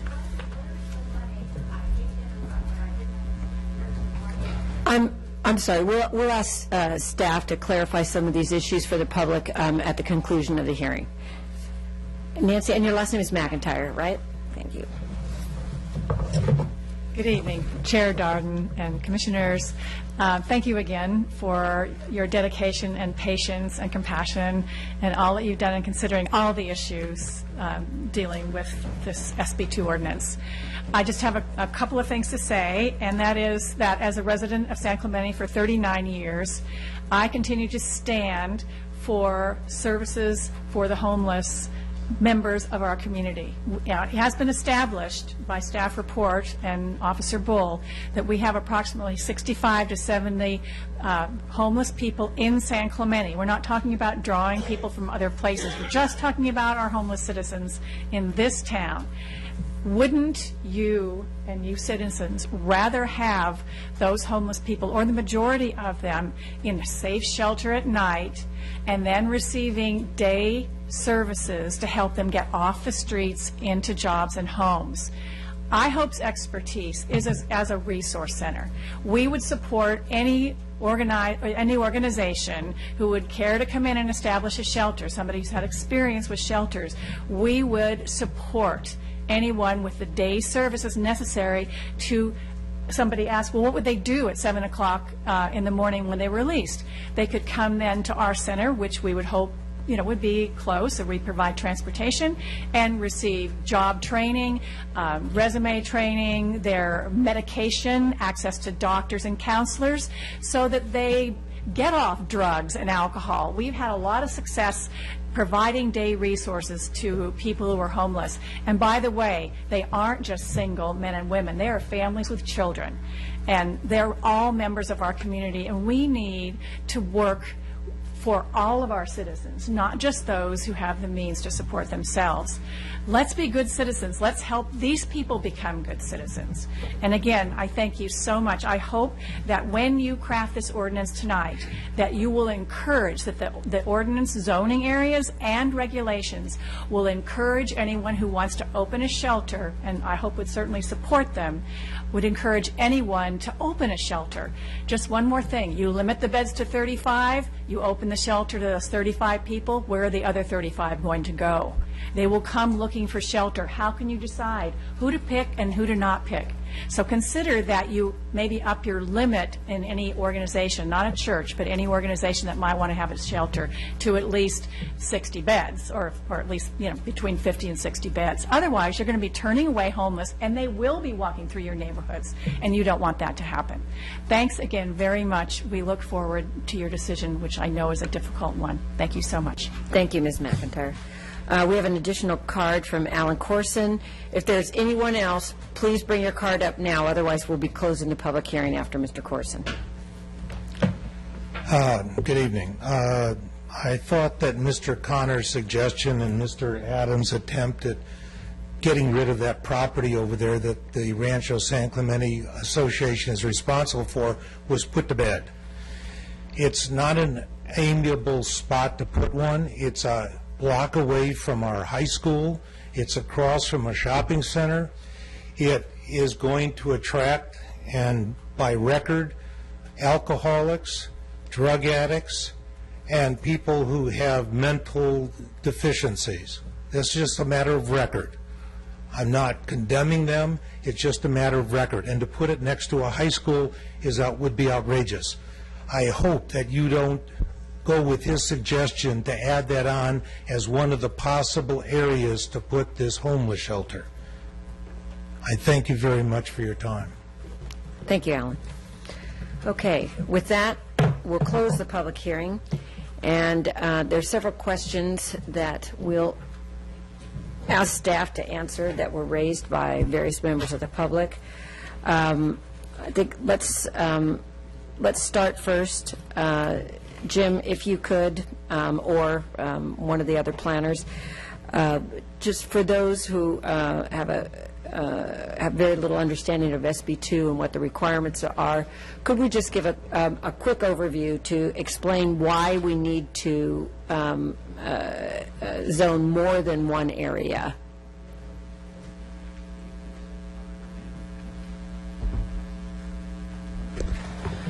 So in general, SB2 requires that a reasonable amount of property be provided in order for a homeless shelter to establish should a nonprofit agency desire to do so. A couple of the things that you asked for, Chair Darden, was why do this? The biggest reason is because state law mandates it. By not complying with them, the city leaves itself open to lawsuits, which Ajit could attest to, as well as it does not complete our general plan. If we do not comply with state requirements of SB2, we will not be able to get our housing element certified, which also jeopardizes future grant funding for the city on various projects as well. And the reason that we identify more than one area is because identifying one parcel or one area does not meet the reasonableness clause or test, pardon me, that Jim outlined earlier. Is that correct? That is correct. So if you only have one property designated, that one property has one property owner, and that one property owner could say, no, I do not want a shelter on my property. And there goes all your chances to establish a shelter. So by having multiple properties, you have multiple potential options for those property owners to agree in order to have that shelter on there. Okay, thank you. And then one of the other questions was why we have eliminated the Los Molinos area from consideration, and why we have chosen the areas we have chosen to focus on. Could you talk a little bit about the criteria that we used? Yes. There is no specific information as to where, these locations should go, but SB2 does provide guidelines. And Jim, if you could please bring up the matrix. And while he does that, I'll discuss Los Molinos in particular. Los Molinos does have residents immediately surrounding it, as well as the Boys and Girls Club. And the Los Molinos area was not considered past that with consideration of the children that are located nearby, as well as the residences. So as part of the criteria of SB2, what they ask us to do is to look at availability of public transit. That needs to be reasonable, proximity to services, near job centers, and free from environmental constraints. But before we looked at SB2, we had to ask ourselves as a community, where would we be okay with these being located? And staff and the Planning Commission both suggested or recommended strongly that these be away from residences. Staff looked at being at least 500 feet away from residences, as well as 1,000 feet from residences. As part of past public hearings, again, this is the 5th public hearing that we've been discussing this item, so unfortunately for people who are coming a little later to this discussion might not be aware of all the research that was done, but this matrix will highlight some of the potential areas that the planning commissioners and staff have reviewed. There are several locations where those sites met all the criteria, including the distance away from residences. The ones that are highlighted here is on here it says behind Denny's, but that's the Cayuga Industrious area. Heritage Church Lot, which is located in Rancho San Clemente Business Park, as well as the Rancho San Clemente Business Park. So that's why these areas have been researched the most in order to help the city satisfy the SB2 requirements. Okay, thank you. And then, Amber, could you explain why we eliminated the Triangle site from consideration? I believe it was at the last meeting or the one before. Yes, so the Triangle site was looked at in depth, and the biggest hurdle with the Triangle site is the fact that it is within our open space ordinance, and it does take a vote of the people in order to change that zoning. Staff did an in-depth analysis, which we can bring up that slide again if we want to look at it, but the Planning Commission basically decided, and correct me if I'm wrong, that it would be hard to give that as a recommendation, knowing that that would need to go to a vote of the people, and that would be satisfied by the state as meeting our SB2 requirement. And Ajit, you had advised us on that matter as well. Yeah, so, I mean, that's the issue, is it may need to go to a vote of the people. The city council, there is an exception within Measure B related to parcels of under of an acre or less, provided that the city council makes certain types of findings. It would be an issue of whether or not they could make those findings or not, and so it would potentially have to go to a vote of the people. If it goes to a vote of the people and it's rejected, then we're potentially back here again. So there's just legal questions related to that type of an action. Okay, thank you. And then the last major question is one I think that's caused confusion for a lot of people, including some of us up here. And I think it's one that's a little bit difficult to get your arms around. Mr. Adams was under the impression that we were changing how we were calculating the maximum that could be allowed in a particular area.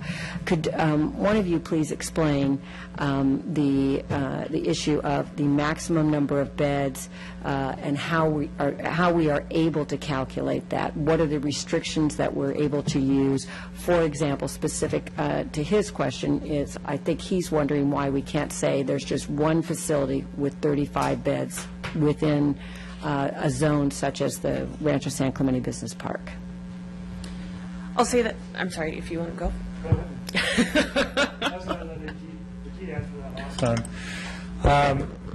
I think that the problem is once we zone an overlay, then we have to provide, equal opportunity for each facility, the same standard throughout the overlay. So we can't, kind of like pick and choose, okay, the first one in gets it, and then that's it.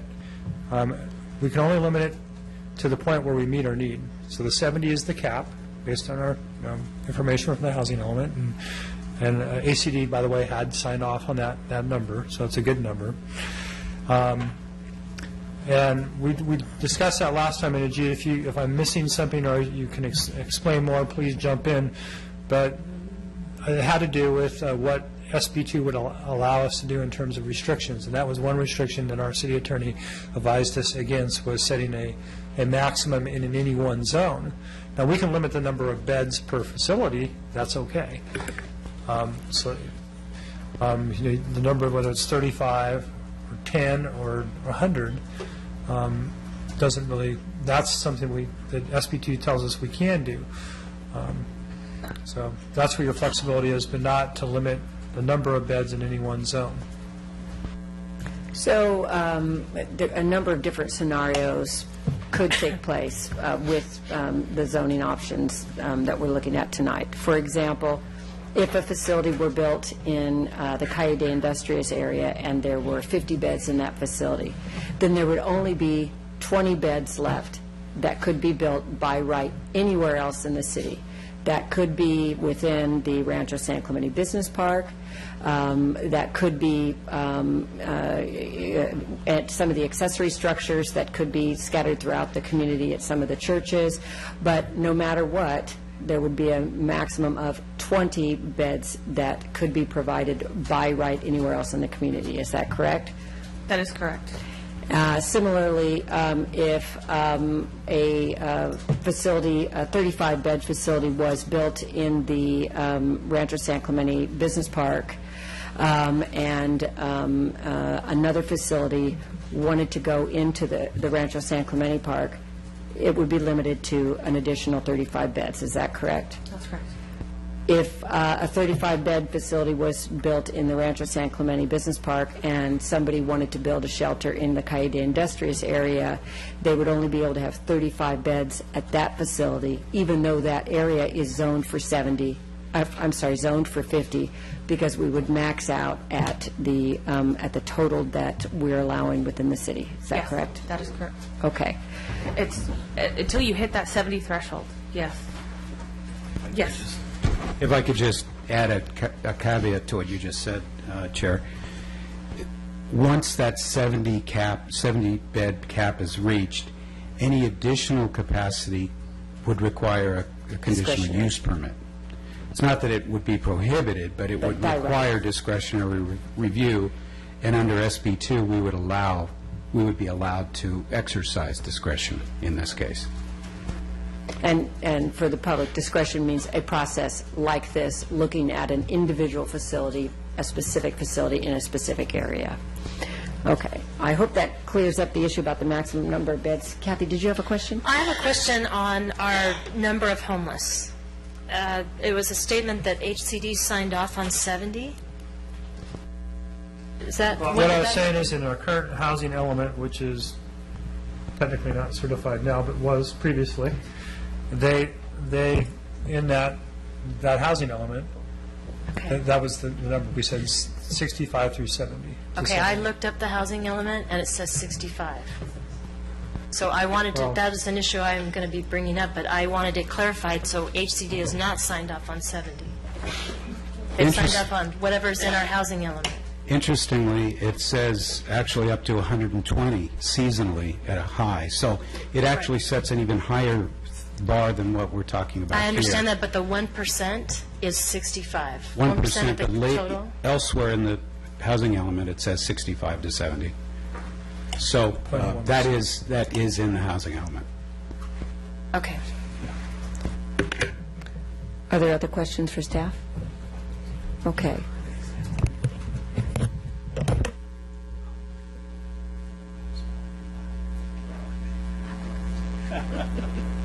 Okay.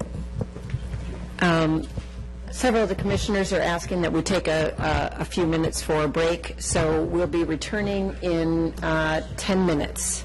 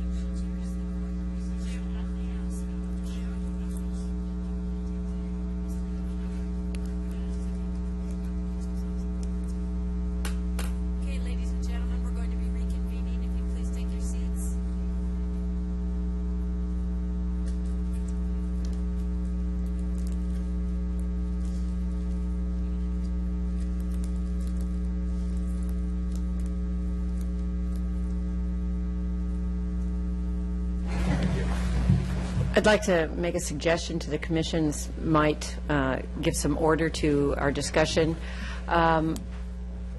You came here tonight expecting to discuss the proposal outlined in the staff report, and we added another option to the table. What I'd like to do is find out not what your position is. Yes, not necessary, but just is there interest in discussing that alternative option tonight? So can I see a show of hands on how many of you would be interested in discussing the viability of that option? This is the option on this option Yeah. on this church.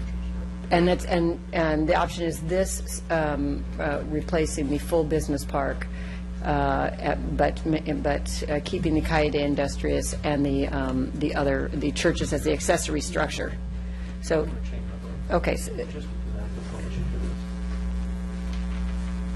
Okay. So how many people are interested in discussing the viability of that option? Okay, so there are 4 of us, so why don't we go ahead then and discuss that option. I think perhaps one of the 4 of us, since we have some interest in it, should lead off that discussion. Well, I wanted to make sure that this was discussed in front of the public, and I voted to talk about it because I'm actually not in favor of that option, because I feel, at least my point, if we limited it to just the churches, we've had discussions and public testimony that the churches are extremely unlikely to put a shelter in their property with the daycare uses, et cetera. And I think it would be disingenuous for me to suggest to City Council that they consider the churches only when, in fact, they aren't a viable option. Okay, so your issue is one of viability. All right. Jim? Yeah, I actually agree with exactly what you said. I actually think it would be a good thing if the churches did take it on. But, so far, none of the churches have stepped up in that kind of concrete way to say that, they would deal with that. Also, if we shrank this down to just the churches, we again run into the issue of exactly what we kind of struggled with last time was, are we going to have that high enough potential inventory to get to our full 70 beds. So, well, I think if it ended up being realized like that, with the churches doing it, I think it would be great. But as far as restricting it to that, I don't think that's a viable option for us. Okay. Don? This is about land use. This is about zoning. We can all have concerns about, whether churches can really do it or not. Or another provider that wants to come to town and do that. This is about land use. And so I could support this. There are no easy choices here. There are none. The GIS data is compelling. You go to a 500-foot restriction like we've done, which is reasonable, and you virtually lock out 85% of the town. If you went to 1,000-foot separation from residents and other public schools, there is no dirt left in town, virtually, other than a couple blocks in the business park. So there's no easy solutions here, and it's a law. It's one of those, when you're in the military, you're the last private, and the order comes down, charge the hill. And I've been there, done that, and it's just tough. And so nobody's going to be happy in the decision we make. So I question the debate all of a sudden of viability. This is not about viability. This is about land use.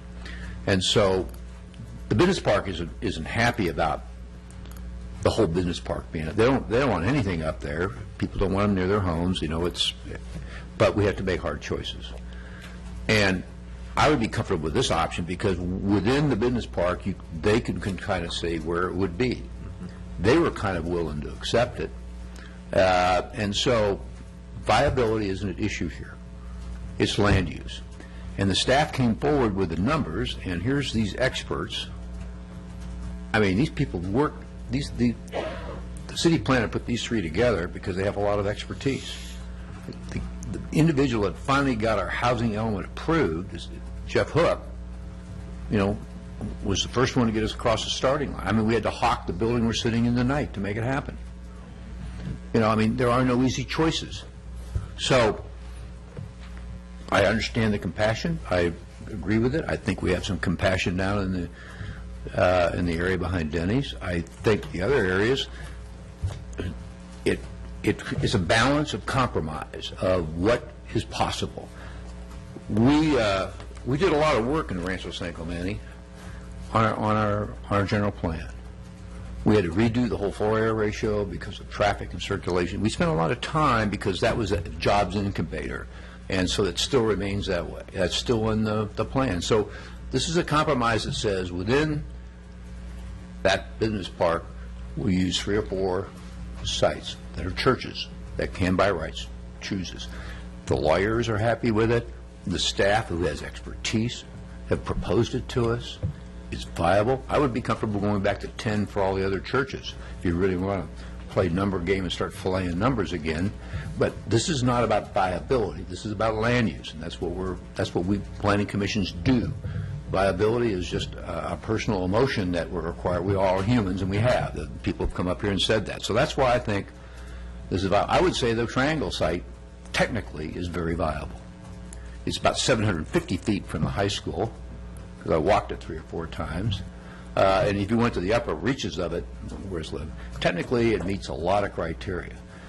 And you put that on the balance of about 10 or 15 pounds of lead in technical, and you put measure V, which is uranium-235 in the atomic sticks, on the uranium scale, it all balances the other way. It collides open space and politics, which makes too many variables and makes it very difficult. And that's why the assistant city attorney is saying, I would recommend. Even then, when we had discussion, we said, even though it's an acre or less, you have this, this little out. I would still never consider going to the city council with just an acre or less. If you want to go look at the Triangle site, city council, we should. If it's 1 inch down there, it goes to the vote of the people, because Measure V passed with 73 or 4%, and the people have the right to, I feel, vote on that. But I think we have prudently kind of pushed that aside. The council can take it up. People here out in the audience that are passionate about it can take it up and say one way or the other. But what's before us tonight doesn't make anybody happy, but it moderates the concerns of the citizens to the best possible we have for a city that's built out. And so the proposal with this alternative I could support. 50 beds down in Mausolenas, and this option here in the business park that said, okay, these locations, by rights, you can do it. We can't predict the future. It's the best we can do right now. And this is not going to go away. This housing element comes up for review once we finally get it approved with this. And in about 6 or 7 years, it's going to have to be renewed. And this number's got to have to be revalidated. So somebody 7 years from now is going to be sitting in the same room, making the same decisions, going through this same process of trying to accommodate it. And so it's not going to go away. It's not going to get solved totally tonight. We're going to do the best we can with the information we have. And that's my view on it. Is they're just tough decision to make. And that's enough said. Michael?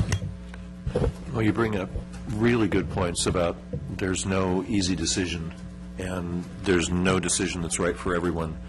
And there's certainly been a lot of compassion displayed in the room this evening, but then it comes down to compassion but somewhere else. So we're stuck with the, and your point's well taken, you take the GIS, it basically clears the room. There's just about no place you can do it unless you want to have this on top of residences. And so I'm thinking this is not a perfect solution, but I feel confident that it gives enough options that it would allow us to be certified and to have this seen as a good faith effort.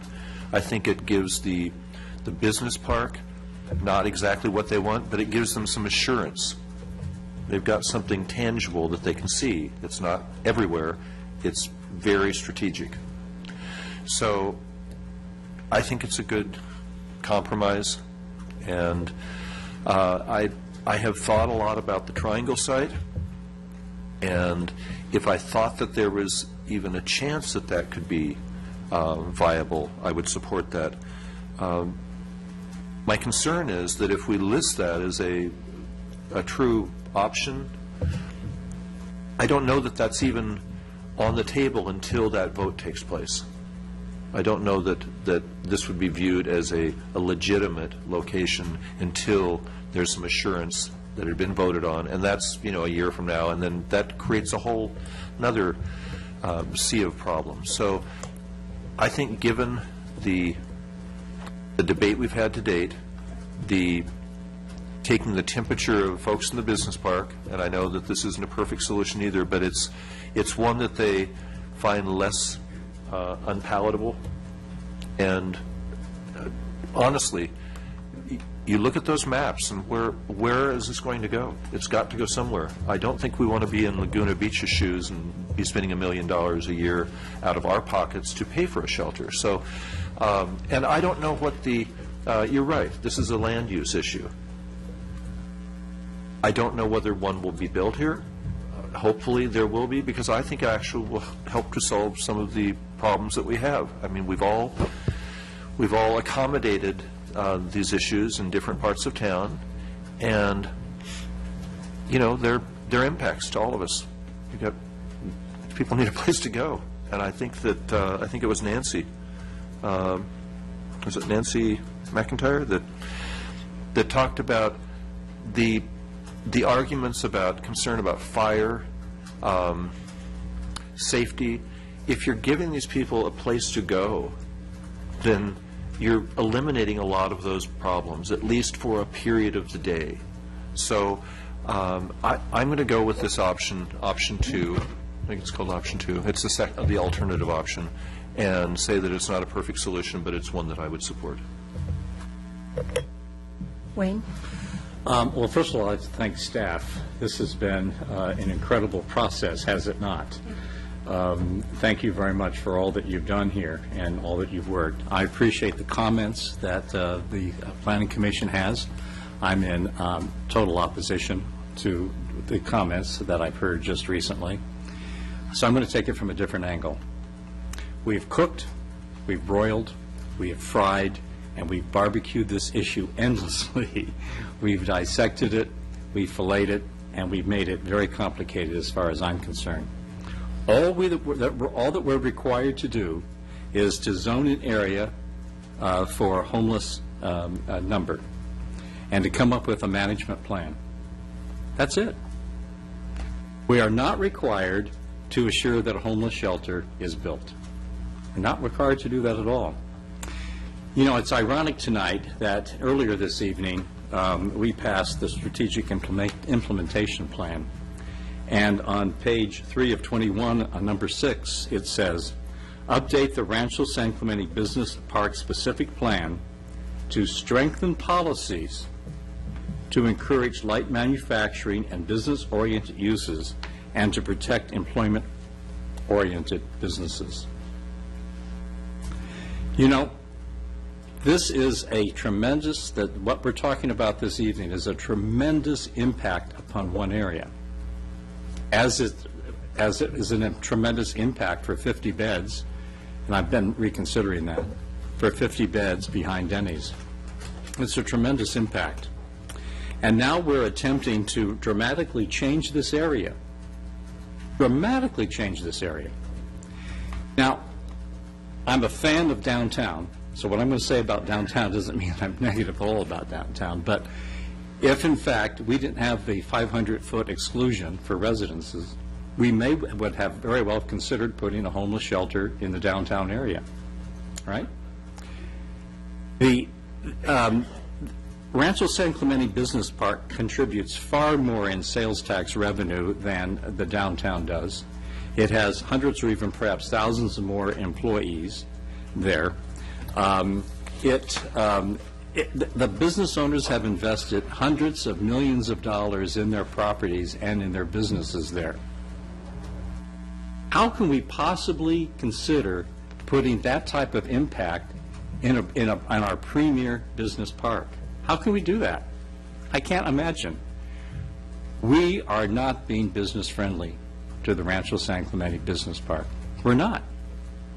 And if this happened in the downtown, we'd have the DBA here, we'd have hundreds of people here screaming that we're not being business-friendly to these people, and we're not being business-friendly. So I'm going to suggest something that I don't think it's going to pass, but I think it's at least going to be something that I would like to have the City Council consider, and that I'd like to make a motion, and I'm going to cut to the chase here, a motion for churches throughout the city, a maximum of 6, including those churches in Talega and in the Rancho San Clemente Business Park, a maximum of 6, and a maximum of 25 behind Denny's. That solves it, as far as I'm concerned, because that spreads it out, and that is in excess of the number of 70. So I have a motion. Do I have a second? I would second that. I also agree with that. I would not be in favor of anything to the business park. I think it is a huge impact for that area. I have reconsidered Calle de Industrias and thought more of that it is a small area, and I think 50 would be too much of an impact for that area. As Commissioner Brown said, this is a land use, and all we're doing is zoning. And I think we've gotten too far into whether something is viable, who wants to do it. We've talked about particular parcels, and I don't think we need to do that. I think we need to stick to what SB2 says that we should do. We only have to find one land use zone or an overlay, and any other use can be a seasonal or a year-round shelter. That is what the state allows us to do. I think it would be much better to limit. I like the Calle de Industrias site. I think it met all the requirements. I think, did you say a 25 bed? 25 beds. I would second that for a 25 bed, and I think that we should spread out the use to all the churches. I think it spreads out all the responsibility throughout the city, and we will not have the impact that we would have to business. So I would second that motion. Okay. Okay. I have not yet made my remarks. However, we have a motion and a second on the table. So all in favor? Aye. Aye. Yeah, we can just, why can't we discuss it? Yeah, can we discuss the motion before we vote? Sure. Yeah. We can, usually we don't, after we have the motion and the second, we vote. Right, but we haven't. usually discuss before. Right, but we haven't, you made the motion, this is an option that we hadn't discussed before. Yeah, it's just because they phrased it in form of a motion, but we could certainly discuss it. Could you take the motion off the floor so that we can talk about it a little bit? I would be pleased to do that. Okay. Okay. I think that's a better approach.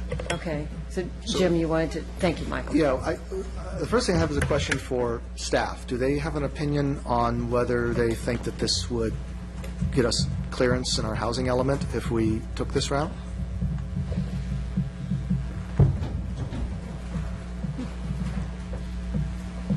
In all honesty, I have to say no, I don't believe it would.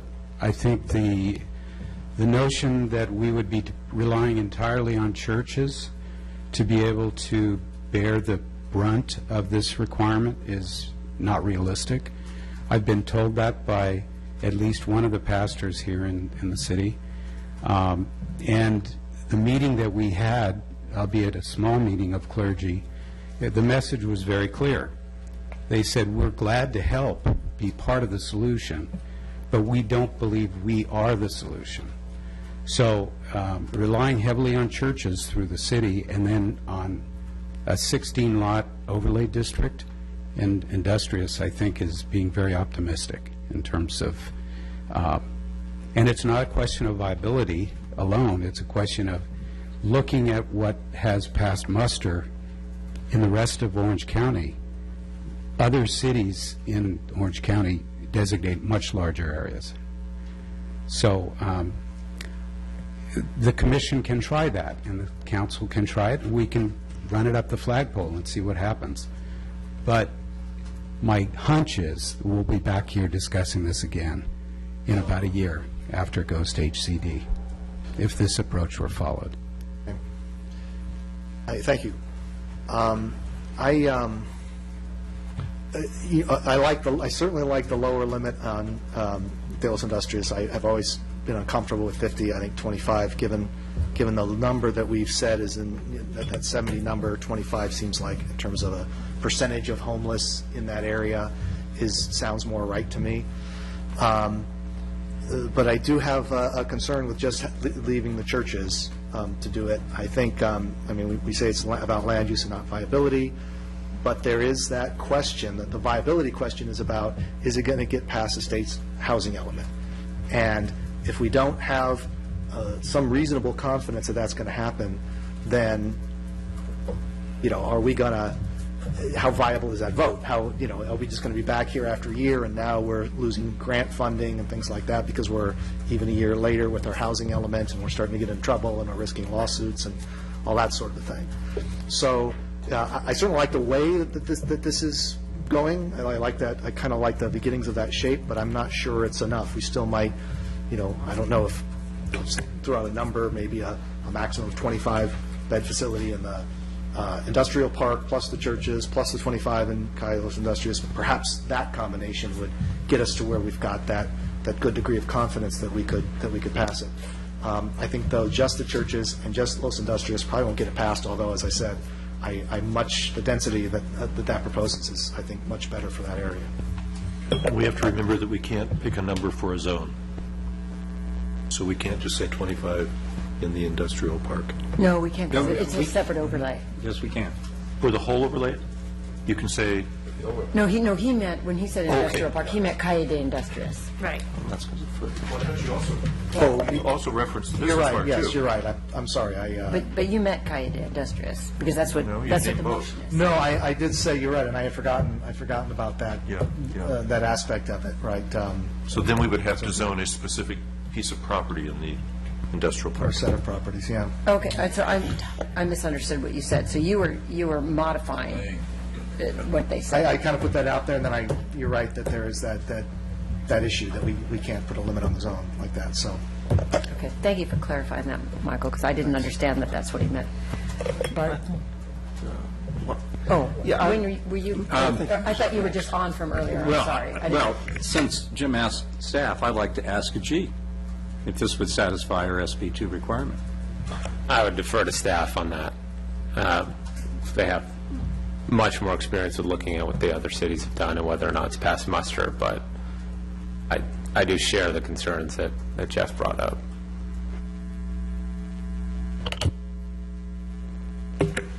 But you're not saying that you know for sure it would not pass. You No, can't make that. You can't. I don't know Steph for can't sure. say that. It could pass. It could. Did you? Yeah, I'm getting really confused here. And this is not it seems like we're acting like a political body here. We're taking an easy way out.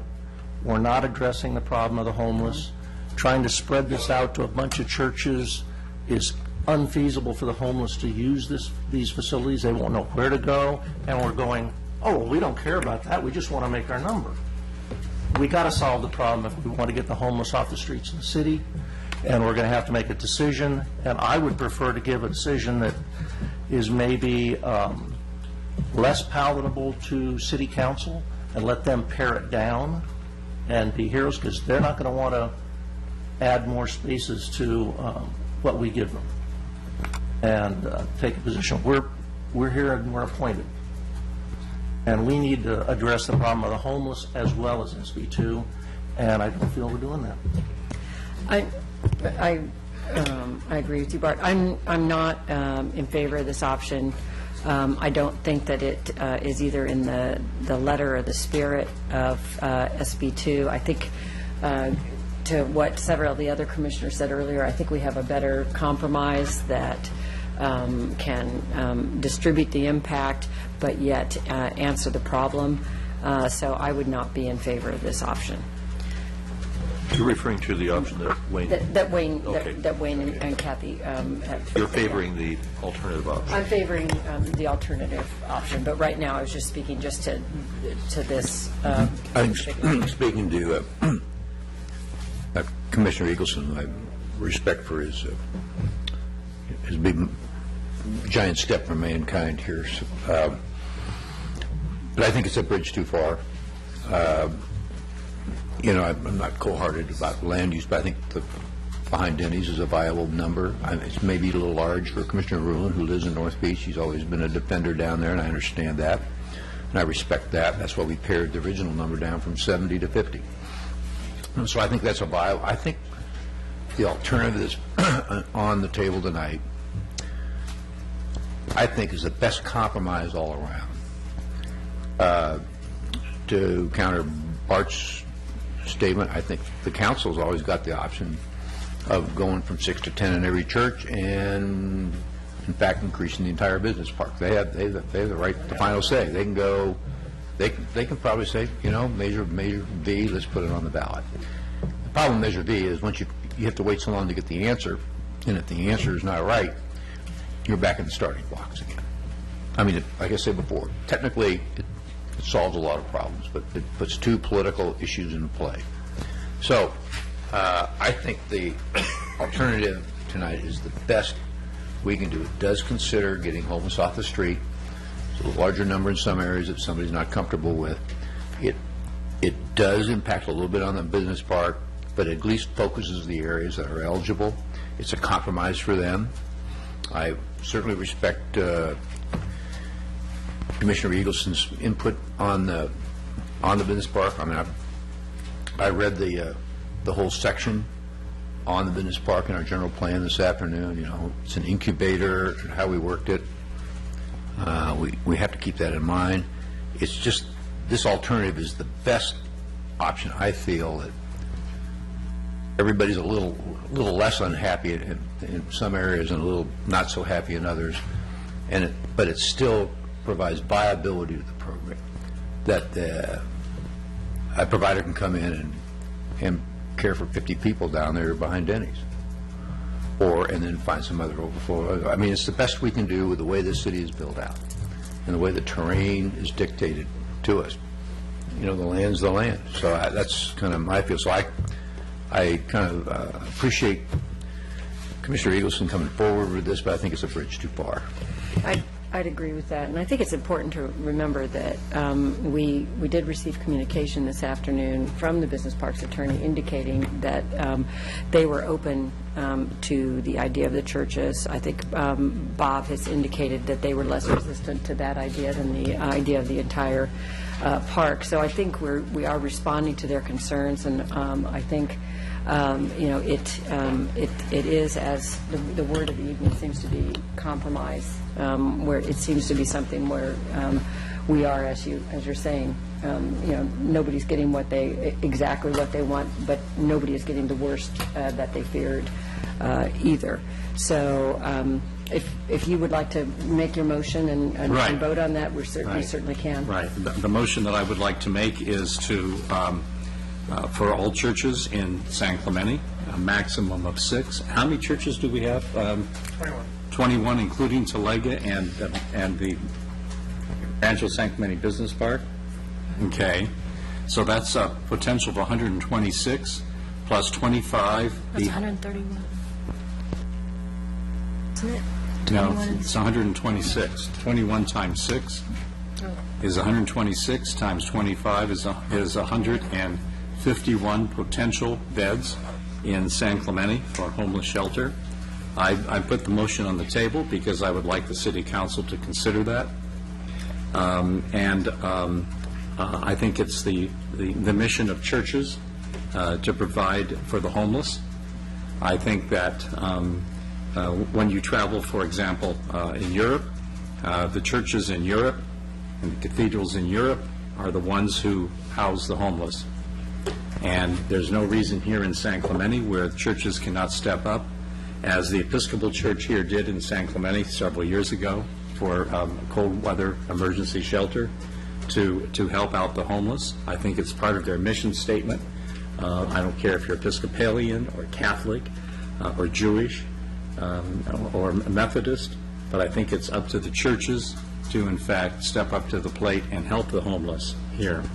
And as the G said, it may pass. It may pass muster. And so that's my motion. And I will second that motion. Okay, all in favor? Aye. Aye. All opposed? No. Okay, so it does not pass with a vote of 2-5. So if we were to support the alternative option, do we use the resolution that we have with an amendment to it, or do you have a different resolution prepared? We'd have to amend the resolution to reflect the churches instead of the business park. If I can ask, I'm not clear about something. Is staff recommending this as a potential solution? We did at the previous meeting. This was brought back by Chair Darden. Okay.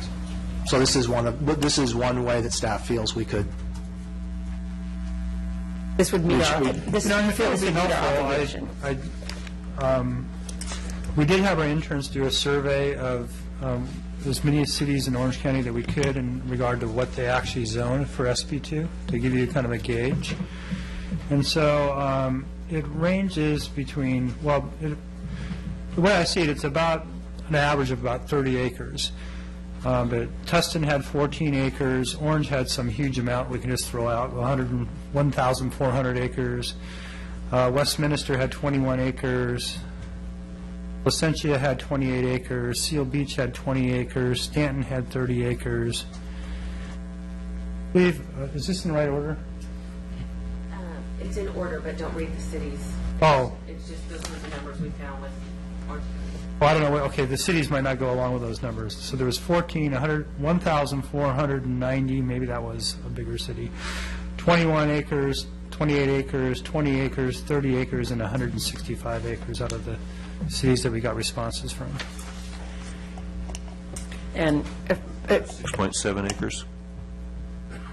I thought it was 67. 67 acres. Oh, 67. Mm-hmm. So staff feels that as much as you can predict, that would meet our Well, I'm just as a means of comparison, it seems like it's reasonable compared to those other cities.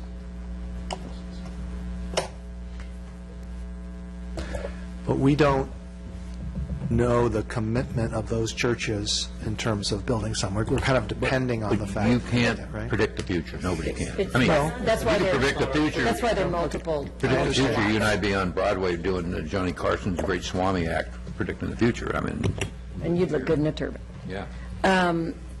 So, I think Commissioner Brown, was correct earlier in his comment that this is, we need to focus on the land use decision. We certainly don't want to choose something that is not viable, because I think we would like to make sure that we provide a solution that can actually help address the homeless issue in the city. But our main focus is in, land use decision tonight. So is there a motion? Or do we need to? Well, actually, I was going to ask the question, do you need to recraft the resolution before we make a motion? And can that be done tonight? My impression was that it's mainly about the maps, not the resolution.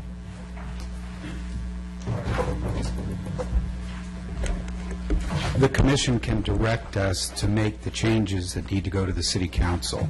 In other words, we don't need to recraft it and come back to you, I don't believe, as long as we're all clear on exactly what the commission's direction is. What I'm hearing is that at least 5 of you, or it appears 4 of you, are in support of a modified alternative that would involve an overlay including Calle de Industrias and churches, only churches within the Rancho San Clemente and Talega business parks, and then all churches in the city with a limit of 6 beds on all churches except those in the business parks, which would be 35, and then 50 maximum for the Calle de Industrias. That's kind of what I'm hearing. If we get that direction, then that's what will be in the ordinance that goes to the city So we could use the resolution that you provided for us as long as we are all under the understanding that the new alternative. That's correct. Okay. Let me get a clarification. Are we talking about 3 pieces of property, or are we talking about any church in the future that's built in the park also? We're talking about 5 churches right now, if you include Talega. We're Now, talking about 5 parcels. we're talking about, well, actually, no, because the Heritage Church owns the parcel next door to it. It's a separate assessor's parcel. Or it's a separate lot, but it's part of one ownership, one assessor's parcel. I'm just getting, I mean, we keep calling it churches, churches, churches. We're really talking about the parcels, correct? Being that this is a land use. Because if somebody comes in and starts a new church, that adds another parcel to the mix. Right. Not really. Remember that a new church will require a use permit. Yeah, but they come in, make the church, then they apply to be a shelter. On the They have ground, it by right. Well, on the ground, what's going to happen, I think, putting on my Swami hat, is if there were an application for a new church in one of these business parks, they would be reviewed almost as if it were a potential homeless shelter. That would be one of the factors that would be considered as a potential use, because once a use permit is allowed for a new church, until the city meets that 70-bed cap, they could, by right, have a homeless shelter. You with me on that? So let's say... No, I'm with you. I mean, that's pretty convoluted. I mean, isn't there an easier way of just zoning those 3 parcels and be done with it? You can't predict the future. You know, you do the best you can with what you have. I think that's a wrong argument. Why are we saying if you zone those parcels, regardless of what's on them, they can be shelters? Then that solves that problem, does it not?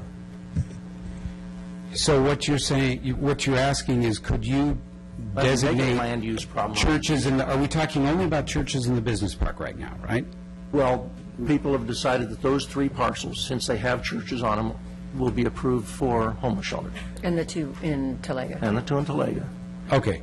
So if the commission says the 5 existing churches in 2 business parks could have shelters up to some number of beds, then that would be part of the church sub-area for the SB2 overlay. Is that what you're saying?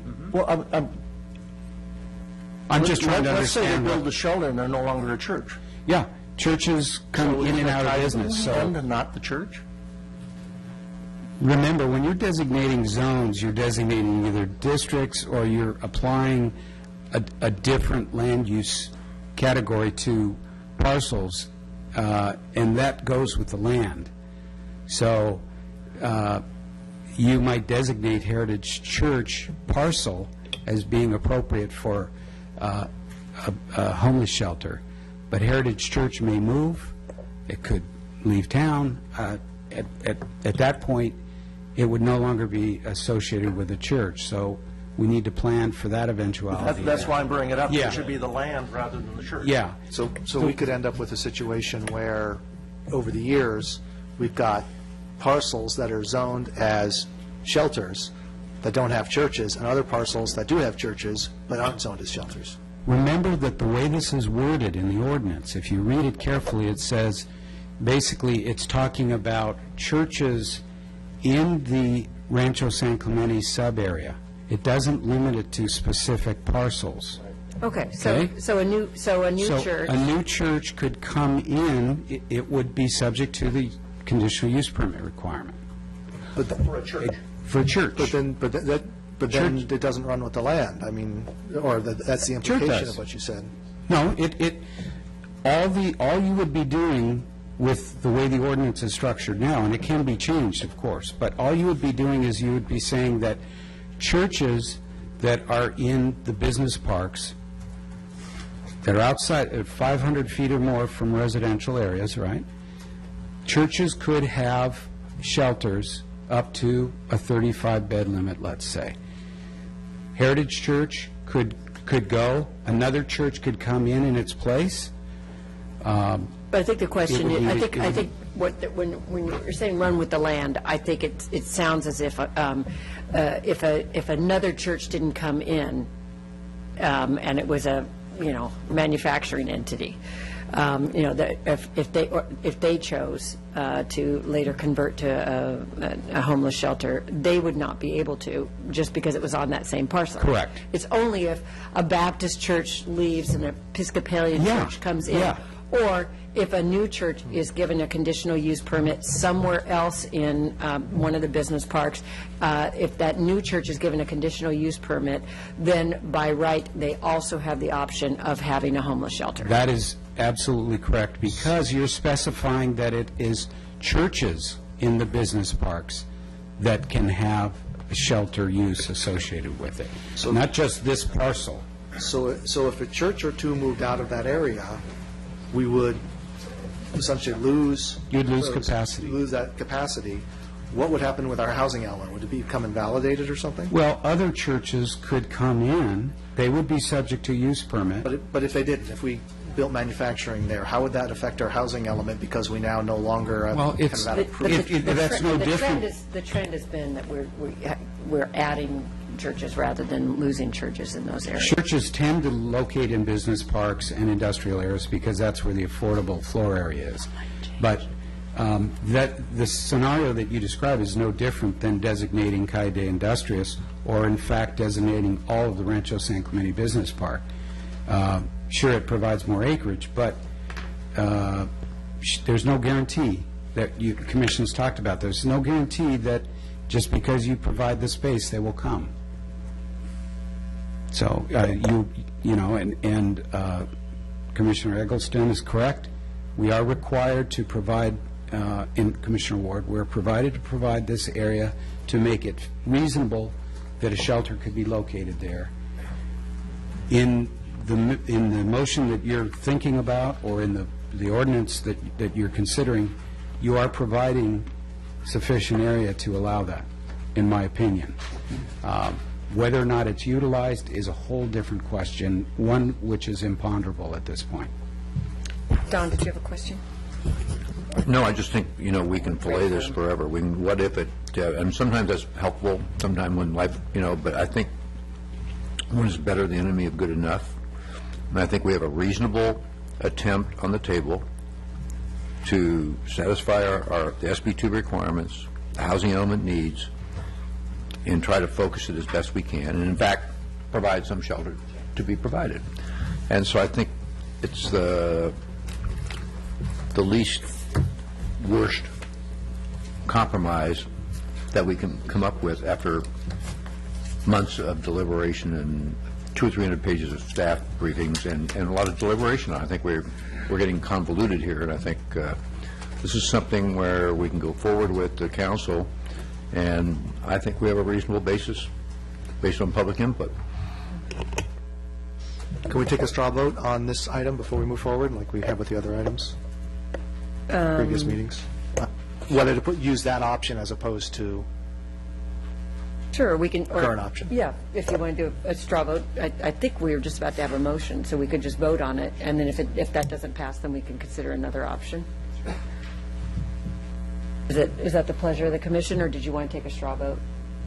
Okay, we'll go ahead and, so did we want to make a motion? I make a motion that we look at, was it alternative A? What was the slide title tonight? This is for the alternative. I think is what we're trying to use the same language. Yeah, it's a resolution. So what we're voting, you're saying what we're voting on here is the entire resolution with this change? Why don't we just, right? Why don't we just take a straw vote? That's what I thought we just do a straw vote and say, That's what I wanted to do, is just, I would like to see a formal motion, a straw vote motion, let's say, an informal voting of the alternative option as provided by staff. The alternative option, Chair Darden, that's on the screen there. Could you scroll up just so we have the specific bed counts? Or scroll down, I think, the slide that had the bed counts. I think it's slide 16. Just so it's, no, not that one, the one that has all the elements. So 50 beds, Calle de Industrias. The churches, 500 feet from residential, and the remaining churches with the 6-bed max. And the churches 500 feet from residential is 35 bed max. So that's the option that we're discussing. So how many would support that alternative?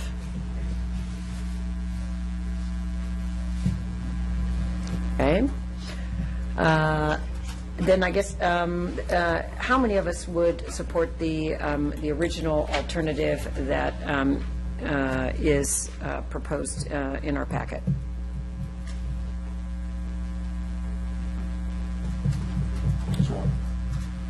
Two. Two.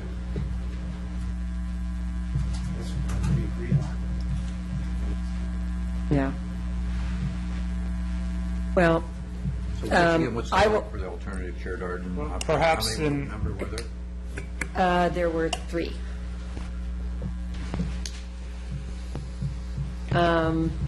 Is there something that we could modify about the alternative option that would gain support from either of the other commissioners? Maybe Wayne and Kathleen, would you be supportive of the 5 churches, the 3 in Rancho San Clemente and the 2 in Talega, having a lower bed count with this option? I would discuss it. What I would suggest is 10 per church in Rancho San Clemente. I would. And Talega, maximum 10 per church. I would consider 10. I think the impact is too great. I don't, just how you keep debating, will churches, the ones that haven't stepped up, will they do 35? You can't debate either whether churches will do 6 or 10. It's not up to us to say that. We're giving the zoning for it. It's not up to us to say how people are going to get there or figure it out.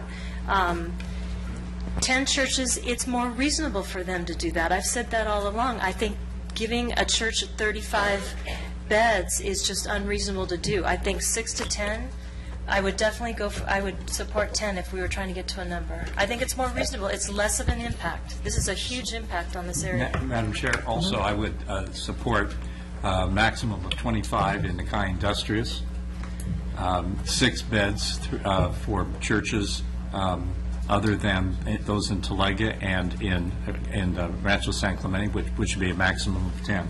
That's what I would support. And I would agree. So let me understand. We have a situation here where we did a lot of work a few weeks ago. We took a lot of straw votes. Nobody, of course, was happy with everything, and staff kind of crafted this. This was we kind of gave a second bite of the apple, I think, with this one. We're kind of back to this is the direction we gave staff.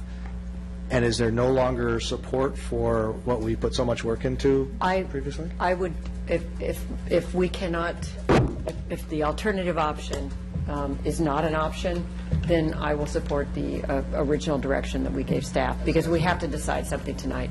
And, it's, it's not a perfect option, but we need an option. I agree. For me, the whole point of this option is to lessen the impacts on the business park and to still meet a number that we think is going to be viable. Is 70 not an impact? I didn't say it wasn't an impact. I'm saying you've limited the number of parcels where this could happen. And the business park had indicated that they were comfortable with that. But if this is not an option, then I'm in favor of the option that was in the packet. Madam Chair, I don't think the business park is in favor of 70. I think there were less opposed. I don't think they ever came out and said they were in favor of 70. No, they actually thought it was going to be 35 over all of them. I actually think the communication from their lawyer was clear on that. But it wasn't 70. The letter did not say 70 at all. I mean, we could get clarification here from Bob Adams. What was the lawyer, what? So do we want to take a straw vote on the first? Yeah, let's take a straw vote to see how many of us would support the option that's outlined in our packet.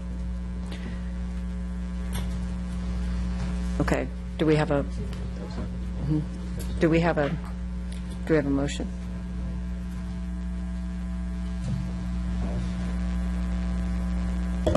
Ajit, did you have something to share? Well, the resolution also has the management standards and other items as well. Yeah. But, so you just want to do a motion? We'll clarify that when we make the motion. Okay. But I think everybody was clear that meant. For what? So it would just be a motion on the locations. Business Park, it meant the Calle de Industrias, and it meant the accessory use for the remaining churches. Madam Yes. Chair, it might be helpful, just scanning the ordinance real quickly, I think really only two things the variables are in two places, just if that helps. The map would be different if you decide to include Talega churches in Talega Business Park, because the draft ordinance that we came back to you with shows only the Rancho San Clemente Business Park. That's change one. Change two would be in the draft section 17.56.102, and we're going to, instead of say business park sub-area, it's going to be the church overlay sub-area. I don't think we have support for that option, Jeff. I appreciate you figuring out how we could accommodate that, but I don't think there's support for that option. Okay. I just meant that the actual ordinance itself, the whereases and all that doesn't change. What changes is the nuts and bolts in the descriptions of the zones, number of beds and the location. And those are fairly simple changes to make, whatever the commission decides this evening. Okay, thank you. If people want more discussion, that's fine, but I'm prepared to move the resolution as it's been presented by staff.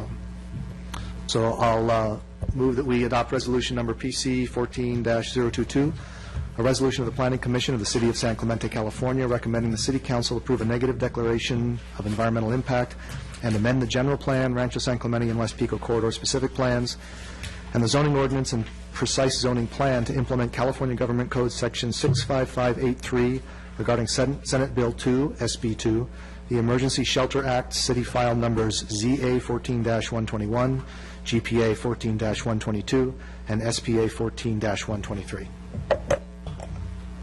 Just so we're clear, so we're moving the resolution, which includes management standards, that we don't want to discuss that further. I just want to make sure that we're clear about that. Because that's all in the resolution. Right. So that would all be encompassed by it. And also, I think we need to add Jeff's exactly. amendment. The annual review, right? Correct. We got a letter, and somebody said that for some reason they thought that the security standards and all didn't apply to 35 or less beds, and I don't think that's the case. I just want to make sure of that. Actually, that it does apply. No, it actually said only 50 or more, because we were looking at Calle de Industrias. That was based on the recommendation at the last meeting. It was a graduated requirement. So if you wanted to lower it, then you need to direct us to do that as well. So right now, it's only at 50 beds or more is one standard, right? Jeff will explain it. Correct. That was a direction we heard, that for a shelter of 50 beds, you were requiring that there be on-site trained security personnel, one trained security staff. A 35-bed would not require that same Thanks for the security. clarification. Okay, so So, well, I believe the motion needs to be, also include Jeff's amendment for the annual reporting requirement. Okay, do we have that? Okay, good. Yes, that's in the motion. Second. All in favor? Aye. Opposed? No. Okay, passes 4-3. Thank you very much for your patience as we move throughout this process. It's my sincere hope that we've found a compromise that meets the needs of all the parties involved, and that the City Council will be able to pass so that we can move forward with this process. I do want to thank staff. This has been a huge undertaking, and you've helped us as we've wanted to look at 42,000 different permutations, helping us to look at this from every angle possible to make sure that we get the most balanced solution possible. So thank you very much. And also thank you to our recording secretary, who did a fantastic job with that set of minutes with the straw votes and breaking them out and making it very clear to all of us. Yeah, that was very impressive.